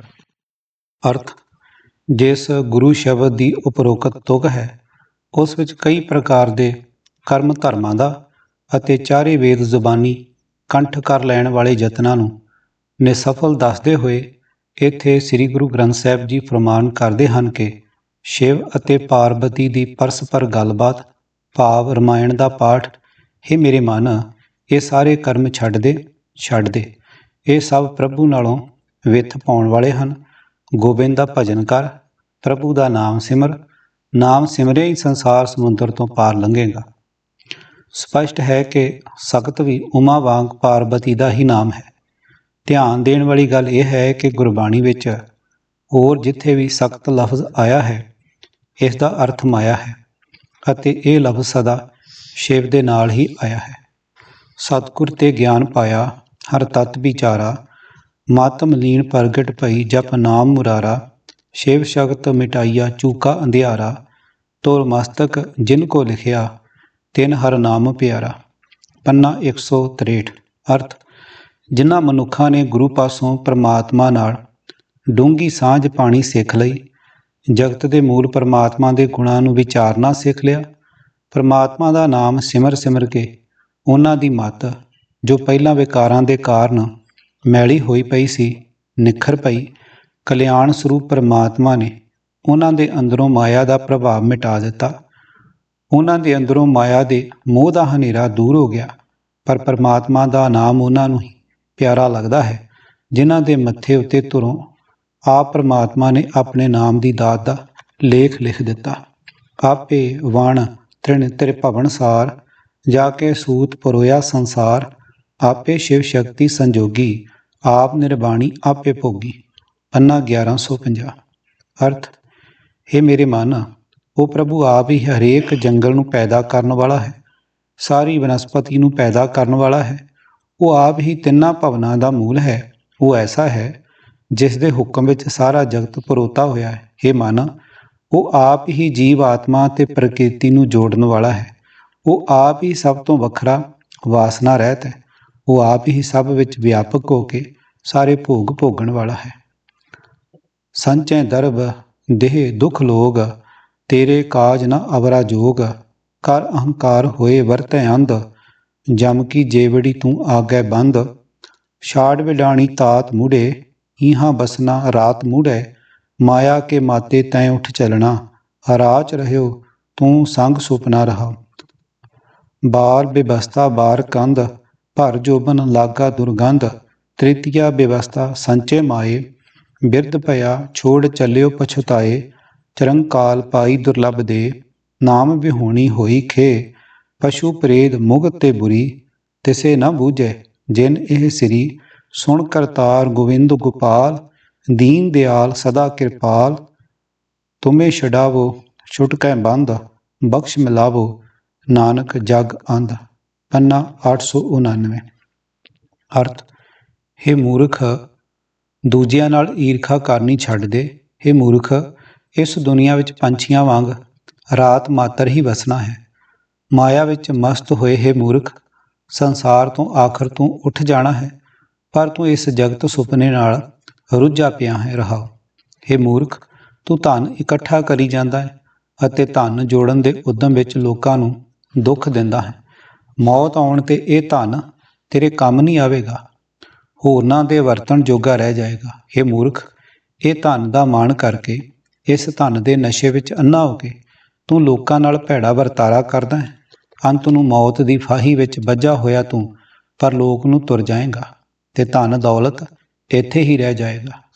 ਬਾਲ ਉਮਰੇ ਜੀਵ ਬੇਸਮਝ ਬਣਿਆ ਰਹਿੰਦਾ ਹੈ, ਪਰ ਜਵਾਨੀ ਵੇਲੇ ਵਿਕਾਰਾਂ ਵਿੱਚ ਲੱਗਾ ਰਹਿੰਦਾ ਹੈ। ਜਵਾਨੀ ਲੰਘ ਜਾਣ 'ਤੇ ਤੀਜੀ ਉਮਰੇ ਮਾਇਆ ਜੋੜਨ ਲੱਗ ਪੈਂਦਾ ਹੈ। ਆਖਰ ਜਦੋਂ ਬੁੱਢਾ ਹੋ ਜਾਂਦਾ ਹੈ ਤਾਂ ਅਫਸੋਸ ਕਰਦਾ ਹੈ, ਜੋੜੀ ਹੋਈ ਮਾਇਆ ਛੱਡ ਕੇ ਇੱਥੋਂ ਤੁਰ ਪੈਂਦਾ ਹੈ। ਬੜੇ ਚਿਰਾਂ ਪਿੱਛੇ ਜੀਵ ਨੂੰ ਇਹ ਦੁਰਲੱਭ ਮਨੁੱਖਾ ਜੀਵਨ ਮਿਲਦਾ ਹੈ, ਪਰ ਨਾਮ ਤੋਂ ਵਾਂਝੇ ਰਹਿ ਕੇ ਇਹ ਸਰੀਰ ਮਿੱਟੀ ਹੋ ਜਾਂਦਾ ਹੈ। ਨਾਮ ਤੋਂ ਬਿਨਾਂ ਵਿਕਾਰਾਂ ਦੇ ਕਾਰਨ ਮੂਰਖ ਜੀਵ ਦੀ ਇਹ ਦੇਹ ਪਸ਼ੂਆਂ ਤੇ ਪ੍ਰੇਤਾਂ ਨਾਲੋਂ ਵੀ ਭੈੜੀ ਸਮਝੋ। ਜਿਸ ਪਰਮਾਤਮਾ ਨੇ ਇਸ ਦੀ ਇਹ ਮਨੁੱਖਾ ਦੇਹ ਬਣਾਈ, ਉਸ ਨੂੰ ਕਦੇ ਚੇਤੇ ਨਹੀਂ ਕਰਦਾ। ਸਤਿਗੁਰਾਂ ਦੀ ਅਰਦਾਸ ਜੀਵ ਵਿਚਾਰੇ ਕੀ ਕਰਨ। ਹੇ ਕਰਤਾਰ, ਹੇ ਕਰਤਾਰ, ਹੇ ਗੋਬਿੰਦ, ਹੇ ਗੋਪਾਲ, ਹੇ ਦੀਨਾਂ ਉੱਤੇ ਦਇਆ ਕਰਨ ਵਾਲੇ, ਹੇ ਸਦਾ ਹੀ ਕਿਰਪਾ ਦੇ ਸੋਮੇ, ਤੂੰ ਆਪ ਹੀ ਜੀਵਾਂ ਦੇ ਮਾਇਆ ਦੇ ਬੰਧਨ ਤੋੜੇ ਤਾਂ ਹੀ ਟੁੱਟ ਸਕਦੇ ਹਨ। ਹੇ ਕਰਤਾਰ, ਮਾਇਆ ਦੇ ਮੋਹ ਵਿੱਚ ਅੰਨੇ ਹੋਏ ਜਗਤ ਨੂੰ ਤੂੰ ਆਪ ਹੀ ਮਿਹਰ ਕਰਕੇ ਆਪਣੇ ਚਰਨਾਂ ਵਿੱਚ ਜੋੜੀ ਰੱਖ। ਇਨ ਮਾਇਆ ਜਗਦੀਸ਼ ਗੁਸਾਈ, ਤੁਮਰੇ ਚਰਨ ਬਿਸਾਰੇ, ਕਿੰਚਤ ਪ੍ਰੀਤ ਨਾ ਉਪਜੇ ਜਨ ਕੋ, ਜਨ ਕਹਾਂ ਕਰੇ ਵਿਚਾਰੇ। ਰਹੋ, ਤ੍ਰਿਗ ਧਨ, ਤ੍ਰਿਗ ਧਨ, ਤ੍ਰਿਗ ਇਹ ਮਾਇਆ, ਤ੍ਰਿਗ ਤ੍ਰਿਗ ਮਤ ਬੁੰਦ ਫਨੀ, ਇਸ ਮਾਇਆ ਕੋ ਦ੍ਰਿੜ ਕਰ ਰਾਖੋ, ਬਾਂਧੇ ਆਪ ਬਚਾਨੀ। ਕਿਆ ਖੇਤੀ ਕਿਆ ਲੇਵਾ ਦੇਵੀ, ਪਰਪੰਚ ਝੂਠ ਗੁਮਾਨਾ, ਕਹਿ ਕਬੀਰ ਤੇ ਅੰਤ ਬੇਗੂਤੇ, ਆਇਆ ਕਾਲ ਨਿਦਾਨਾ। ਪੰਨਾ 857। ਅਰਥ, ਹੇ ਜਗਤ ਦੇ ਮਾਲਕ ਜਗਦੀਸ਼, ਹੇ ਜਗਤ ਦੇ ਖਸਮ ਗੁਸਾਈ, ਤੇਰੀ ਪੈਦਾ ਕੀਤੀ ਹੋਈ ਇਸ ਮਾਇਆ ਨੇ ਅਸਾਂ ਜੀਵਾਂ ਦੇ ਦਿਲਾਂ ਵਿੱਚੋਂ ਤੇਰੇ ਚਰਨਾਂ ਦੀ ਯਾਦ ਭੁਲਾ ਦਿੱਤੀ ਹੈ। ਜੀਵ ਵਿਚਾਰੇ ਕੀ ਕਰਨ। ਇਸ ਮਾਇਆ ਦੇ ਕਾਰਨ ਜੀਵਾਂ ਦੇ ਅੰਦਰ ਤੇਰੇ ਚਰਨਾਂ ਦਾ ਰਤਾ ਵੀ ਪਿਆਰ ਪੈਦਾ ਨਹੀਂ ਹੁੰਦਾ। ਰਹਾਓ, ਲਾਨਤ ਹੈ ਇਸ ਸਰੀਰ ਤੇ ਧਨ ਪਦਾਰਥਾਂ ਨੂੰ ਦੁਰਕਾਰਯੋਗ ਹੈ। ਮਨੁੱਖ ਇਹ ਅਕਲ ਜੋ ਧਨ ਪਦਾਰਥ ਦੀ ਖਾਤਰ ਹੋਰਨਾਂ ਨੂੰ ਧੋਖਾ ਦਿੰਦੀ ਹੈ, ਫੰਨੀ ਫੰਦ ਲਾਉਣ ਵਾਲੀ, ਲੋਕਾਂ ਨੂੰ ਧੋਖਾ ਦੇਣ ਵਾਲੀ, ਠੱਗੀਆਂ ਮਾਰਨ ਵਾਲੀ। ਹੇ ਜਗਦੀਸ਼, ਤੇਰੇ ਬਣਾਏ ਪੱਕੇ ਨਿਯਮ ਰੂਪ ਹੁਕਮ ਅਨੁਸਾਰ ਹੀ ਇਹ ਮਾਇਆ ਜੀਵਾਂ ਨੂੰ ਆਪਣੇ ਮੋਹ ਵਿੱਚ ਬੰਨ੍ਹ ਰਹੀ ਹੈ, ਸੋ ਤੂੰ ਆਪ ਹੀ ਇਸ ਨੂੰ ਚੰਗੀ ਤਰ੍ਹਾਂ ਆਪਣੇ ਕਾਬੂ ਵਿੱਚ ਰੱਖ। ਕਬੀਰ ਜੀ, ਕੀ ਖੇਤੀ ਤੇ ਕੀ ਵਪਾਰ, ਜਗਤ ਦੇ ਇਸ ਪਸਾਰੇ ਦਾ ਮਾਣ ਕੂੜਾ ਹੈ, ਕਿਉਂਕਿ ਜਦੋਂ ਓੜਕ ਨੂੰ ਮੌਤ ਆਉਂਦੀ ਹੈ ਤਾਂ ਇਸ ਪਸਾਰੇ ਦੇ ਮੋਹ ਮਾਣ ਵਿੱਚ ਫਸੇ ਹੋਏ ਜੀਵ ਆਖਰ ਹੌਕਾ ਲੈਂਦੇ ਹਨ। ਇਹ ਸਿਰਜਣਹਾਰ ਦਾਤਾਰ ਜੀਓ, ਸੰਸਾਰ ਰੂਪ ਮਾਇਆ ਹੈ ਤਾਂ ਸਾਰਾ ਤੇਰਾ ਹੀ ਹੁਕਮ ਦਾ ਰਚਾਇਆ ਖੇਡ ਤਮਾਸ਼ਾ। ਤੂੰ ਆਪ ਹੀ ਮਿਹਰਾਂ ਕਰਕੇ ਕਿਸੇ ਗੁਰਮੁਖ ਨੂੰ ਮਾਇਆ ਦੀ ਅਸਲੀਅਤ ਦੀ ਸੋਝੀ ਕਰਾ ਕੇ ਉਸ ਦੇ ਮਾਇਆ ਦੇ ਮੋਹ ਦੇ ਬੰਧਨ ਤੋੜ ਕੇ ਉਸ ਦੀ ਲੇਵ ਆਪਣੇ ਵਿੱਚ ਜੋੜ ਲੈਂਦਾ ਹੈ। ਸ਼ਿਵ ਸ਼ਕਤ ਆਪ ਉਪਾਇ ਕੈ, ਕਰਤਾ ਆਪੇ ਹੁਕਮ ਵਰਤਾਏ, ਹੁਕਮ ਵਰਤਾਏ ਆਪ ਵੇਖੈ, ਗੁਰਮੁਖ ਕਿਸੈ ਬੁਝਾਏ, ਤੋੜੇ ਬੰਧਨ ਹੋਵੈ ਮੁਕਤ, ਸ਼ਬਦ ਮਨ ਵਸਾਏ, ਗੁਰਮੁਖ ਜਿਸ ਨੂੰ ਆਪ ਕਰੇ ਸੋ ਹੋਵੈ, ਏਕ ਸਿਉ ਲਿਵ ਲਾਏ, ਕਹੈ ਨਾਨਕ ਆਪ ਕਰਤਾ, ਆਪੇ ਹੁਕਮ ਬੁਝਾਏ। ਪੰਨਾ 920। ਭਾਗ 13ਵਾਂ। ਮਿਥਿਆ ਰਾਜ ਜੋਬਨ ਧਨ ਮਾਲ। ਮਹਾਨ ਕੋਸ਼ ਅਨੁਸਾਰ ਮਿਥਿਆ ਪਦ ਦੇ ਅਰਥ ਇਸ ਪ੍ਰਕਾਰ ਹਨ। ਅਸਤ, ਜੋ ਸਦਾ ਇੱਕ ਰਸ ਨਹੀਂ। ਨੰਬਰ 2, ਝੂਠ। ਅਨਿਤ, ਮਿਥਿਆ ਨਾਹੀ ਰਸਨਾ ਪਰਸ। ਨੰਬਰ 4, ਨਪਾਏਦਾਰ, ਵਿਨਾਸ਼ਨਹਾਰ। ਮਿਥਿਆ ਰਾਜ ਜੋਬਨ ਧਨ ਮਾਲ। ਨੰਬਰ 5, ਝੂਠੇ ਤੌਰ ਪਰ। ਨੰਬਰ 6, ਮਿਥਣਾ, ਕਿਰਿਆ ਦਾ ਭੂਤਕਾਲ, ਜਿਵੇਂ ਉਸਨੇ ਆਪਣੇ ਚਿੱਤ ਲਈ ਇਹ ਮਿਥਿਆ।